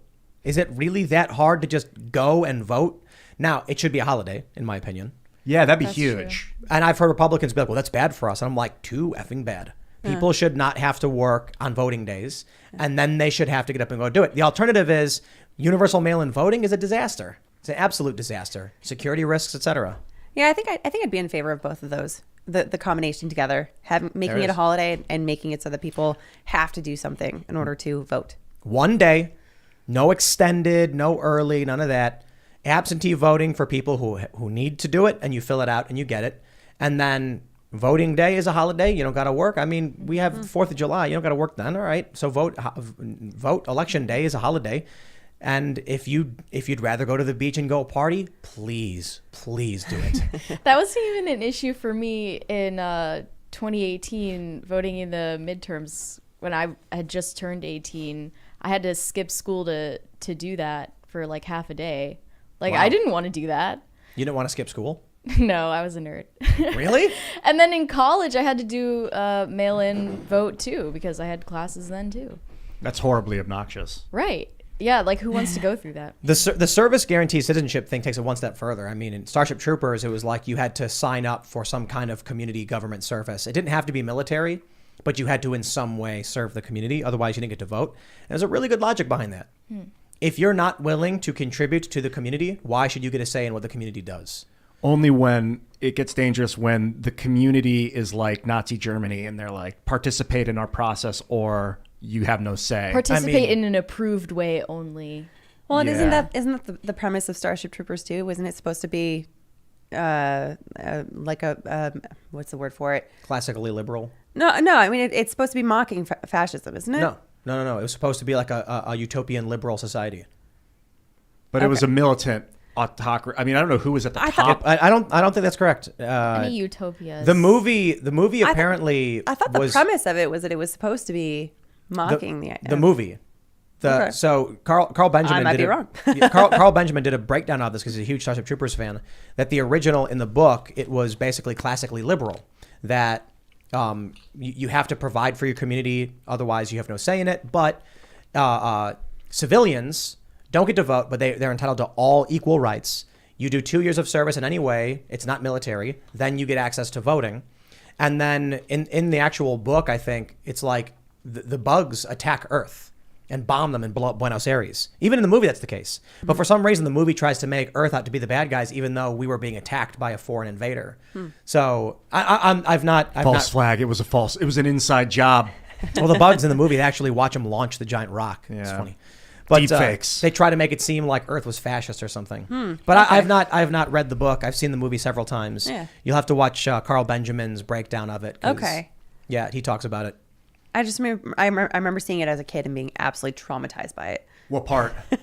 What's the big brain thing that would like Yeah, suck the people's brain brains out? Which one? The brain bug? Yeah. Yeah. Starship. I like the idea that the humans are the bad guys. I thought that was a good twist on the movie. I was like, oh, I thought we were fighting evil the whole time. But they Turns attacked out- us. Yeah, they were just Even doing in what the they movie. do. It's like, is it the scorpion or the frog? Like, who's the villain in that situation? The scorpion. Apparently, but he's just doing what scorpions do. Yeah, he's still a bad guy. I don't know. That's bad. It's subjective. There are bad people who do bad things. They're bad when they do bad things. That's it. The humans were playing rock music too loud and it was interfering with the bugs. Is that what it was? High frequency communication. Yeah. And that's why they threw a rock at us? Who was the villain? Yeah. Oh, yeah. Shut that noise off. Yeah. All right, I guess. I don't know, man. You know what? Every so often you'll get this period in pop culture where it's like normal things are happening and you're like, maybe we're going to get out of this one. And then something crazy happens. When does that happen? It happens periodically. For real. I mean, It's not right now, at least. well, no, Not obviously that I not. can tell. Yeah. I think so. When you look at how BlackRock's been exposed on the internet, people are talking about the liberal economic order now. Like it's been That's- around for 80 years, and they're that's- finally talking about it. That's the opposite of what we're saying. That's good. The exposure is what we need. That's not what we're talking about. Democracy I'm saying dies in silence. We every need so often it conversation. feels like things are normal again. Well, that's When an was illusion. the last time that happened? Like a In your Marvel opinion. movie came out and people started talking about that or something. I mean, Well, that's happening all the time. but the Amber Heard Johnny Depp trial for a little bit, because it was apolitical. It was like people were like celebrities. I'm like, wow, celebrities. That's almost like things are normal again. And then all of a sudden, Washington Post was like far right radicals. And Yeah, I'm like, even here that we got go. twisted around. I'm feeling what you're saying here. It feels like some days it feels like completely normal. Like this is life as I know it. And then some days I'm like, what in the hell are we going to do? I don't feel safe. I feel like confused, nervous wreck. And then some days it's like, I mean, it's just like the love is coming out of The my 3rd system. of July felt pretty normal. Yeah, the weekend, for instance. It Not was the 4th incredible. of July because of Highland Park and Philadelphia. But on the 3rd, it's like relatively calm. I mean, people are saying stuff, but most people, this is the thing too, on holidays, you'll really feel it when people get off the internet. A couple of years ago, I remember uploading a video and the viewership was just like 40% of what it normally was. And I was like, whoa, this must be a bad topic. I'm like, nobody's watching my video. I wonder if I did something wrong or whatever. But I know the trick. Like sometimes things happen, right? We went out to eat. Every restaurant was packed with a 20-minute wait. Parents with their kids. And I went, something's happening. The reason why views were down, I can't remember exactly what it was, but some like college got out and everybody, I think what it was, this is really fascinating. It had rained all week. And then it was like Friday till Thursday of rain. And then Thursday was sunny and like 69 degrees. Everyone immediately was like, I need to go outside. And so nobody's watching. Yeah. This is the fascinating thing many people on YouTube don't get. They look at their YouTube views and panic when the views are bad because they're like, oh no, my channel's dying. And then you're like, did it rain? When it rains, your views go up. When it snows, your views go up. Yeah. When it's sunny, your views go down. People don't know that. You ever try and get like a view goal on this video? Like I'm going to get less than 30,000 views on this next video. Rather than try and get more, which is what everyone's been trying to do, try and do your best and see if you can get less because that's more normal. I just say don't think about it. Like when we first started doing the show, we were only getting like a few thousand concurrent viewers. We didn't care. We were doing it because like I don't know what else is there to do. Bored, just talk about something. So we started talking about stuff, and then we started bringing people out, and now here we are. Just do things that are fun and keep doing them and get good at it, and then figure it out as you go. Some people can't seem to figure it out. That's unfortunate. This is reality. Some people can figure it out. Some people can't. Figure what out exactly? Like how to make a machine grow bigger and how to turn something into more. Yeah, right. Sustainability. People have a state of mind that they need to make things huge. That I succeed if it gets big, if I get the most. But size is not what makes things great. It's the ability for the thing to sustain and adapt. So true. You just got to have fun. You got to be passionate. You got to talk about what you care about and just get started. When I first started my channel, it was a GoPro 4 sitting on top of my monitor, and I would talk for 10 minutes and then be like, that was it. Oh. And then I'd put it up, and that's all I would do. And then eventually I was like, I got a bunch of other stories I didn't talk about. I'll just make a couple more videos. And then just started making more and more and more. Do you and ever more make and more. videos directly to someone? Nope. That's interesting. No, That but used like, to be a feature on YouTube that you Yeah. could do video replies. It was the They best. took that off. I don't know why.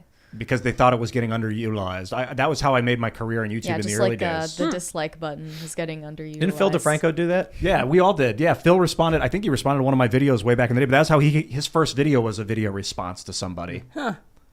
Are those do they still exist on YouTube? I just watched his first video response. Yeah, wow. And it was why Google bought YouTube is because YouTube was popular because of the video response, the community. Basically, they called it the community. I mean, it was people talking to each other, and it was the most epic violation of the third law of thermodynamics. I don't know what it was, but it was like, how are we able to communicate from all around the world now in real time, and it's always there for everyone to watch?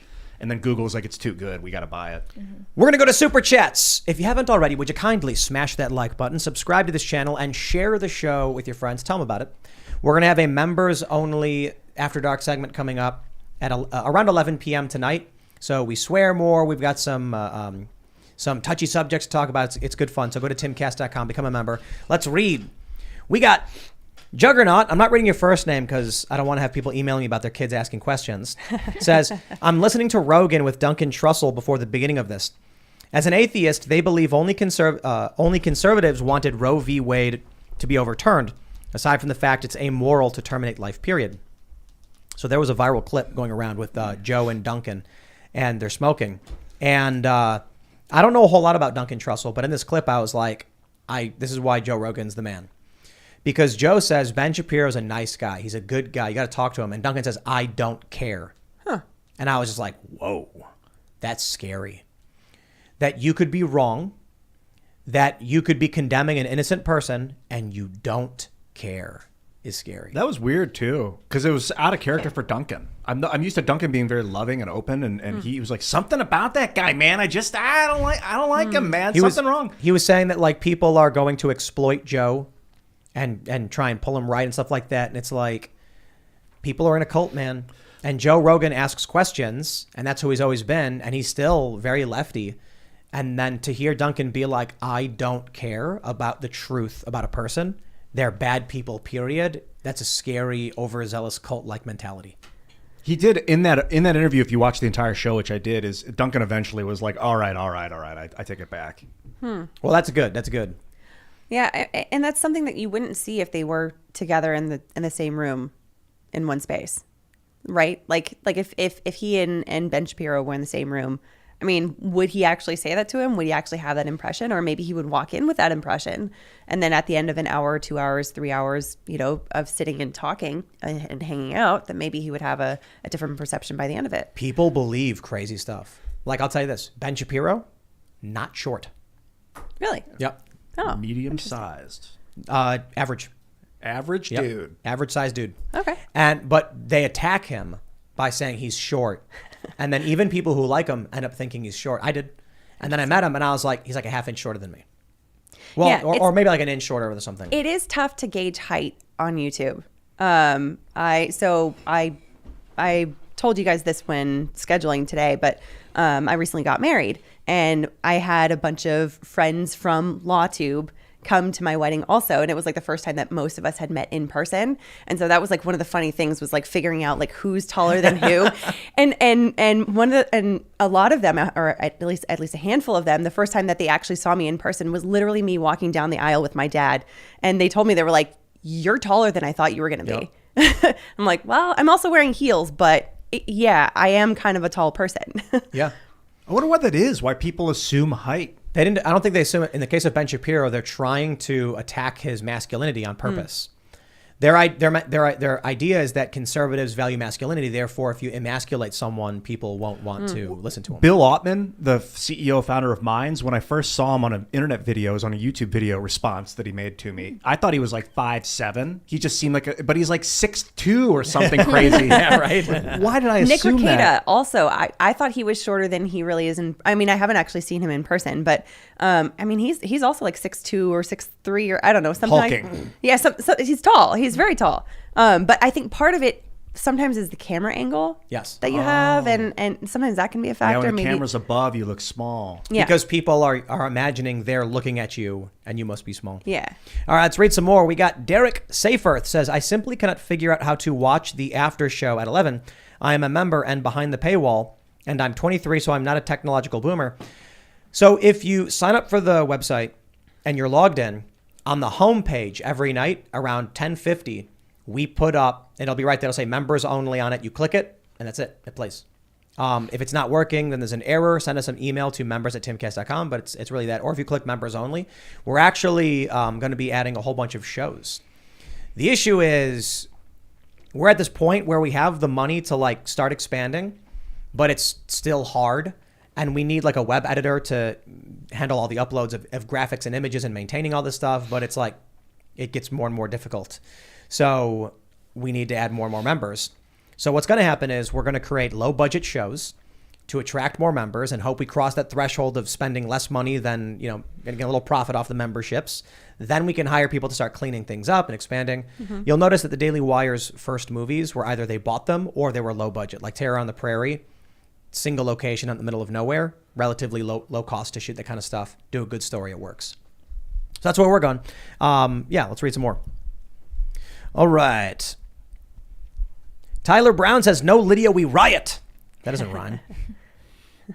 All right. Don Diego says, I'm sure of it now more than ever. The planet has drifted through a cosmic cloud of stupidity. That could be. Is that what this is? Well, we often talk about the Large Hadron Collider. They fired that thing up today, didn't they? Was it today? Oh, yeah, I think so. Yeah? Maybe. Let's find out. You hear about this? What does it mean? All right, so they got this big ring, right? It's a magnet. Mm-hmm. And they put particles in it, Yeah. spin around as fast as possible, and then slam it into something else. Mm-hmm. They're trying to simulate energy levels that appeared right after the Big Bang. Mm-hmm. So a lot of people were scared that they'll make black holes, and they're like, don't worry, the black holes will dissipate. They're too small. They can't sustain themselves. And they did this right before Donald Trump got elected the first time. So the joke is that they created some kind of dimensional rift or something like that. And confirmed 6 hours ago from Live Science MSN, Large Hadron Collider switches on at highest ever power level to look for dark matter. Did anything crazy happen? I don't know yet. What are you expecting to happen, though? Well, I think they're looking for excitons and other kind, or exitons, I think is how it's pronounced, and other kind of polaritons, which are these subatomic particles that seem to pop in and out of reality. Maybe when you bombard plasma with light. I'm not exactly sure. The polariton science is going to be a big part of the future. What's going to happen is we're all going to wake up and Hillary Clinton's going to be president, and we're going to be like, what happened? The timeline. It's All right. 2016 again. Yeah. Gabe H says, I love the conspiracy theory episode you guys did Friday. You should look into Wendigoon on YouTube. He broke down a rather large conspiracy theory iceberg. In total, it's about 9.5 hours. Keep up the good work. Wow. One of the things we're going to be doing is we are preparing a weekly talk show on conspiracy and paranormal. I know we talked about doing this a long time ago, but we ended up with Tales from the Inverted World, which is more serial. We're going to be doing a weekly show, and it's going to be exploring deep into conspiracy theories and unsolved mysteries and stuff.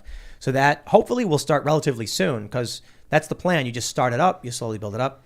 But we're currently renovating our haunted house so that we can actually do work in it, because there's like asbestos or something. I don't know. We'll have to figure that out. But hopefully soon, within the next few weeks, we're going to have a new studio facility that's creepy for our creepy paranormal conspiracy show. That'll be a whole lot of fun. Oh, some further info is they're running the Large Hadron Collider for 4 years, and then they're going to stop it and upgrade it. And then in 2029, they're going to start it up again and expect it to have 10 times more data. Cool. Sideways says, Mary has that half asleep look, and I can't get enough of it. Like she could be in Lo-Fi Beats to Study Relax to stream. Super cute, LOL. Thank you. I don't know if saying someone looks like they're half asleep is a good thing, or... I mean, for them it is, so It sounds like a compliment. thank you. Cliff the Alien says, Taylor Lorenz is originally from my planet, hence the insect eyes. We didn't like her here. Glad to see Earth doesn't either. Well, all right. That's one way to explain it. I wonder if she ever goes by Tay Lorenz. Tay Lorenz. Yeah, I'm bringing it back. Tay. Tay Lolo. Joe Spinella says Prince changing his name was a way to maneuver out of his contract with Warner Brothers, so he had more control over what music he released when ultimately... Is there another message I don't have? Okay, I guess that's it. We'll have to try and find the... It ends there. Okay. So it was a way to... That's what I thought. It was like a legal thing. That's what I heard. Right? That sounds vaguely familiar. Yeah. Like, how do you enforce a contract? You can't say the word. Beavis McLean says, Tim, you inspired me to start building culture. After I get out of the military, I'll not seek easy money from contracting work. I'll be making content to inspire this and future generations. Any advice for a newbie? P.S. Love you and the whole team. If you're in the military, something military related, I don't know.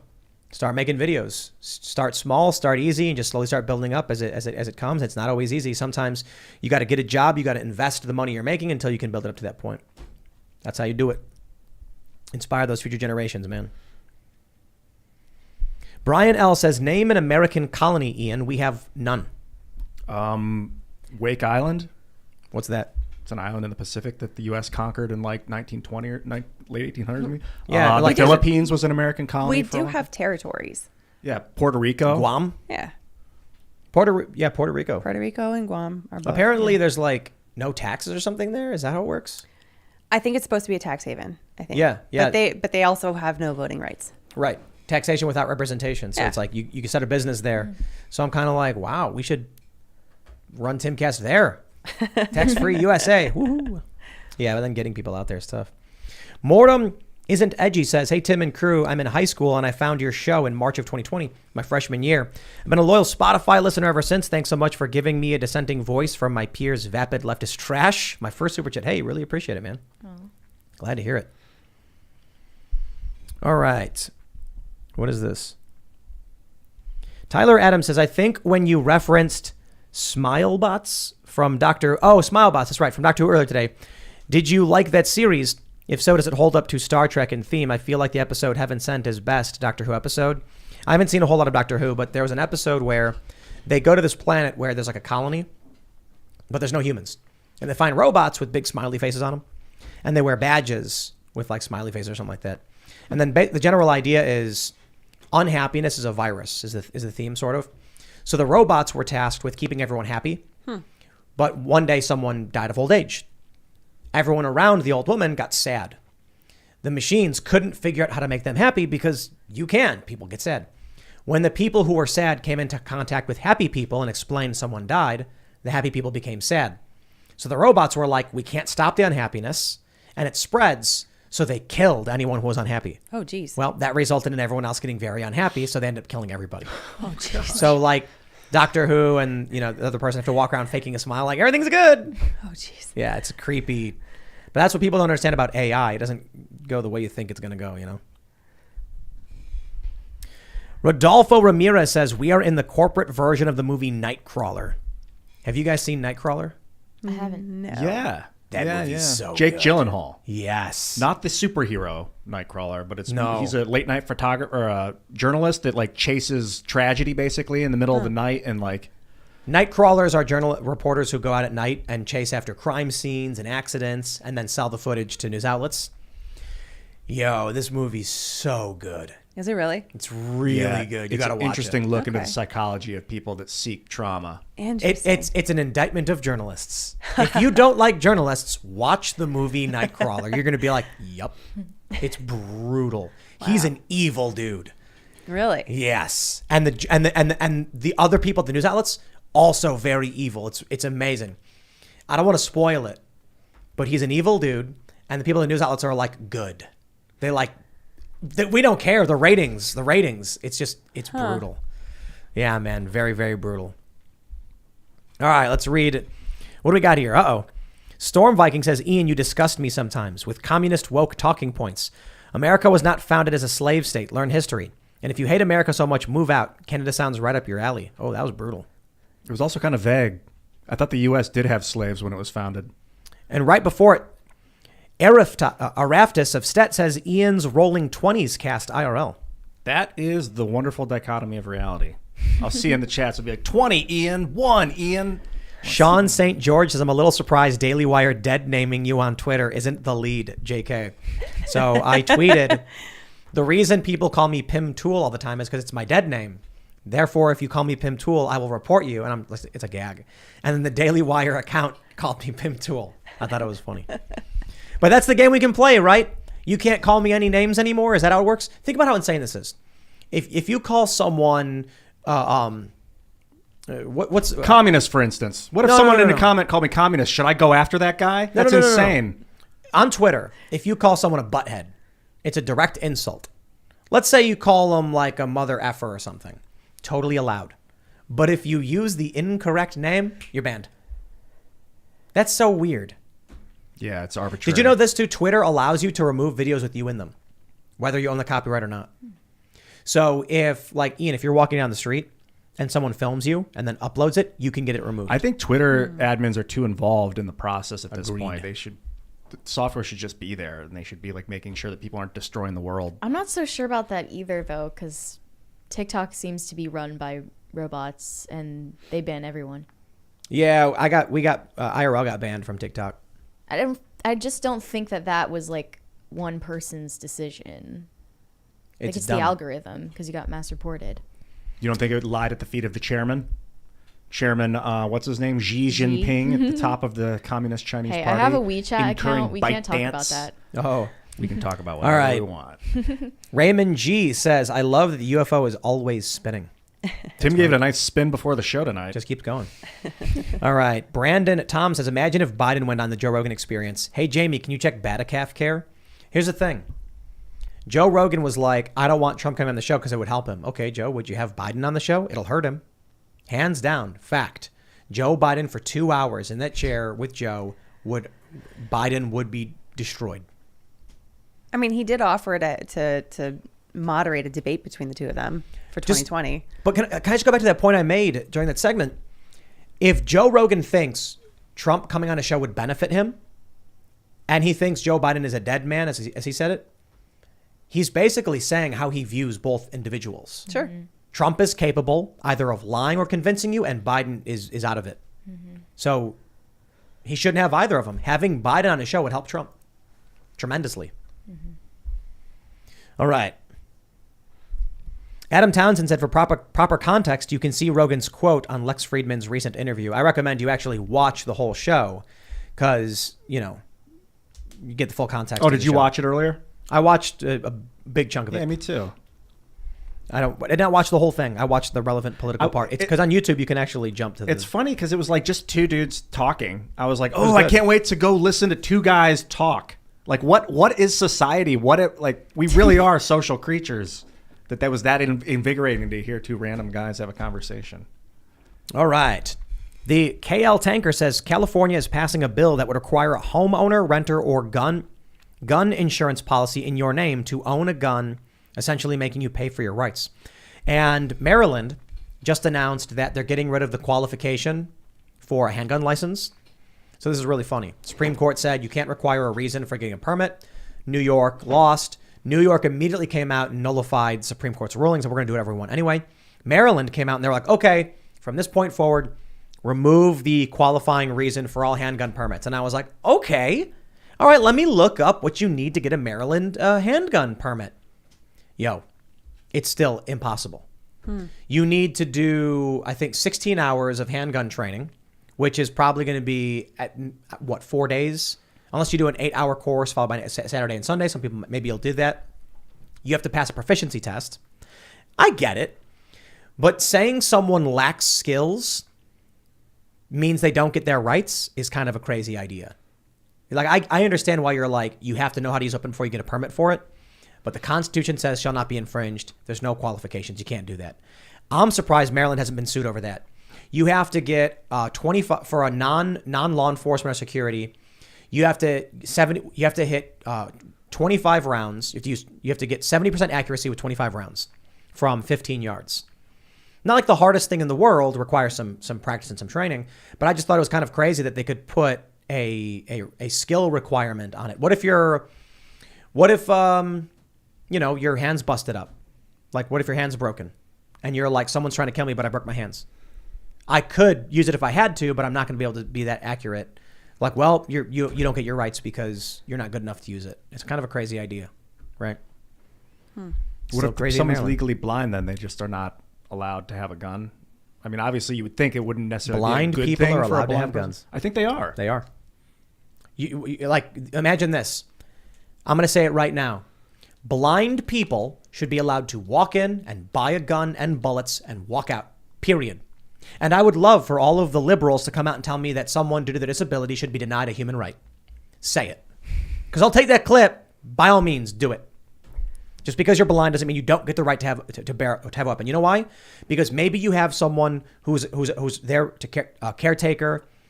Maybe you have someone who looks after you and you want to get a weapon for yourself. They're not going to carry it around, but other people can pick up a weapon in defense of others. Tell me that people don't deserve their rights if they're disabled. I'll call you nuts. Blackwing says you are partially right about the media thinking they know everything. They do get experts that will toe the media line for a price. That's absolutely correct. They'll bring people in and say, we'll give you the money. Just say what we want you to say. Z-Meister says, as a member, please refer to the Covington kid as Cov Cath kid. I cringe every time you say that as a graduate from Covington Catholic. Okay, you want me to be a little bit more specific? We'll call it Cov Cath. The problem is I don't think anyone knows what that means. So you went there, you know that. Most people don't know what Cov Cath would be, and then I have to explain it further. I could say Covington Catholic, that's for sure. Eric Boyd says, as a Daily Wire subscriber, hearing you congratulate them, I had to subscribe to Timcast too. I did, and here's some Super Chat money too. Let's catch Daily Wire and beat them in creating culture. That's what I'm saying. Thank you very much, Eric. No, I'm a huge fan of what they're doing. I am jealous of what they're doing. We've got something in the works. We're planning something special as a homage to the Daily Wire, and we're not going to say what it is until it's ready to come out, and it's going to be really fun and really funny.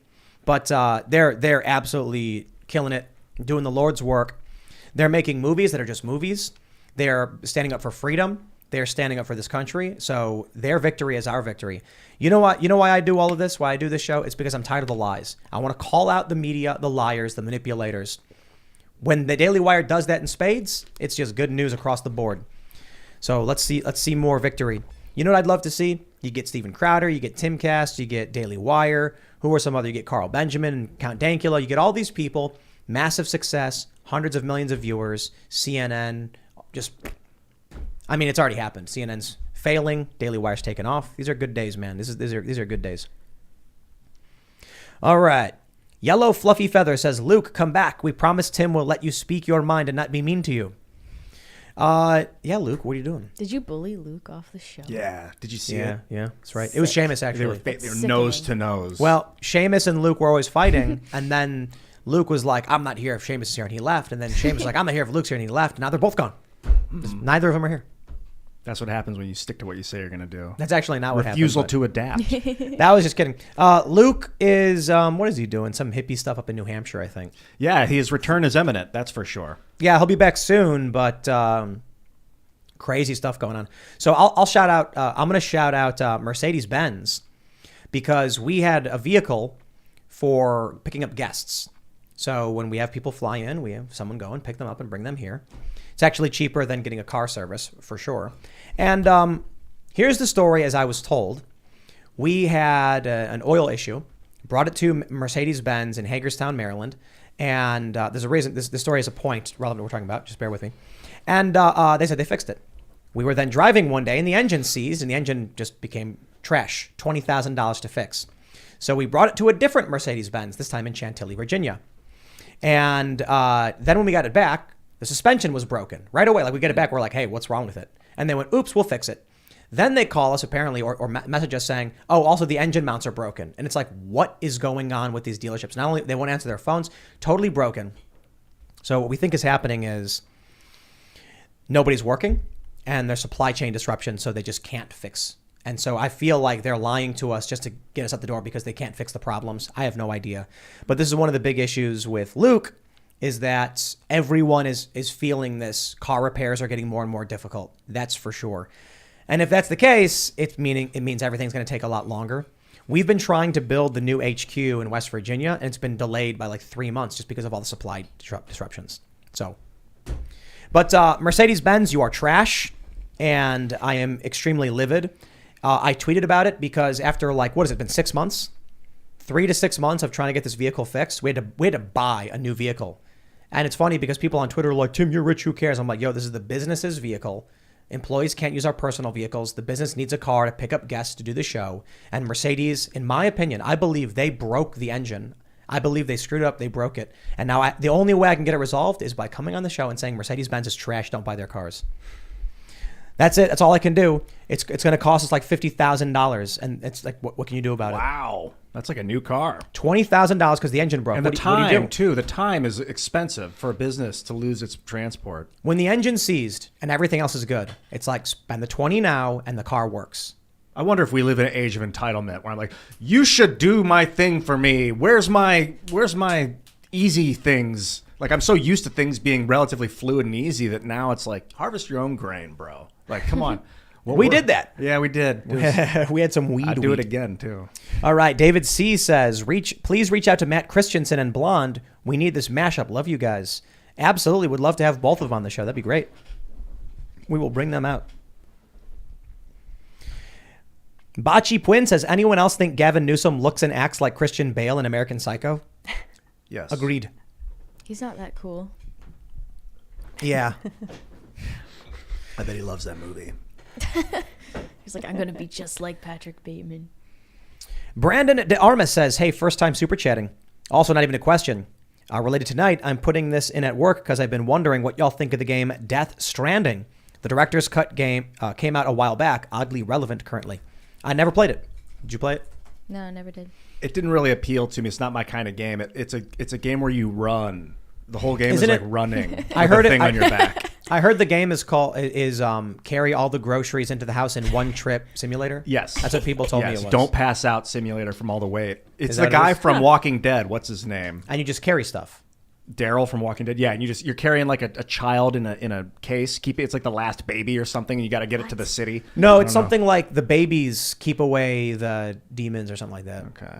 I'm sure people are chatting like you guys have no idea. It's what like you're talking don't have lean no too much idea. to the right. Don't lean too much to the left. It's not my kind of game. about. Gaffs says, Tim, your brother's channel reactor is legendary. No. Oh, yes. Can we talk about that? The legend I don't of know, the it's up to reactor. The Chris legend. want to talk about it? No, you're not allowed. It's dead naming. All right. Kate J says, Tim, this just broke today. A judge in Uruguay, or it's Uruguay for those Americans, orders government and Pfizer present all information on COVID-19 jabs within 48 hours, including the possible presence of graphene oxide and nanotech. Just because they're requesting it doesn't mean it's there. So Yeah. we'll see if anything comes out of that. But I'd be shocked if any of the stuff come out of that. Like if any of that came out to be true, to be honest. All right. Steven Simard says, it's 100% the supply chain right now. I'm a mechanic, and I have had 8+ month wait times for parts. It's unreal. Wow. That's insane. Kalian Shaw Indie Game says, Death Stranding is 1000% Ian's kind of game. Play it. It seems so boring. Like You gotta there was give it no a, action. You got to give it a try. Is there at least a storyline to it? Yeah, That's the all game story. is a story. Yeah, it's Yeah, basically okay. like it's like a movie, but you have a little bit of control over which direction the guy leans. Okay. Ladies and gentlemen, if you haven't already, would you kindly smash that like button, subscribe to this channel, share the show with your friends, tell them about it if you really want to help, and head over to timcast.com. Become a member because we are expanding and we need your support to start doing more shows. One thing we really want to do is we need a web editor so that we can clean up all the graphics on the site. Right now, the website uses the YouTube API to pull images, but they're low res. So we need to really fix that stuff up. We need to hire somebody. And it's tough. You got to hire people, then you got to fund shows, and shows are expensive, but we want to do more. We're going to have a members only show coming up at about 11 p.m. Check that out. And follow the show at Timcast IRL on Instagram. We post clips. And you can follow me at Timcast. Alyte, do you want to shout anything out? Well, you can go to my channel, Legal Bytes, on YouTube. I'm also on Twitter, Instagram, Facebook, Locals, and Patreon. Right on. Yeah. Cool. And I also have a gift that I wanted to give to you. Oh, a gift. But if you want, I can give it to you in the members only stream. Let's do that. Okay. Okay. Find out what the mystery gift is at timcast.com. Mystery box. Mystery, Mystery box. It's going to be a rock. They're going to be everyone's going to sign up to see what it is. They're going to be like, it's a rock. No, it's better than a rock. It's a little bit more tailored to Is your it a interests. gun?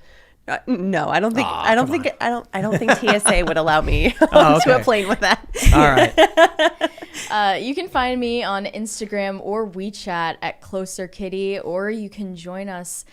We're live at 3 p.m. Eastern Time and noon Pacific Time at Pop Culture Crisis on YouTube. Come join us tomorrow. You can also follow me at iancrossland.net if you want to know what kind of games I do like. It's like turn-based strategy games like Slay the Spire, Civilization, that kind of stuff. Crusader Kings, that one's awesome, the second one. And hot action games like MOBAs, like some of them, I don't know. List goes on. I've got like 1,500 games on, I don't know, I have so many games. Whenever I play Civilization, I start building up my civilization and I just mind my own business. Yeah. Flourishing and developing technology. And then some a-hole is like, I'm going to invade. And then I'm like, now I have to destroy your Yeah, civilization. the entire, Just crush level it you. to the ground. It's Yes, exhilarating. Exactly. Yeah, just wipe them out. I don't even take the cities. You I just attacked burn me. them to the ground. Yeah. And then I launch a spaceship. All right, bye, everyone. We also have Chris pressing buttons. I don't know if you wanted to shout anything out. Hi. Yeah, not really. All Come right. on, you're the reactor. Chris's channel. That was my reaction. That was YouTube his reaction. reactor. All right, everybody. We will see you all over at timcast.com. Thanks for hanging out.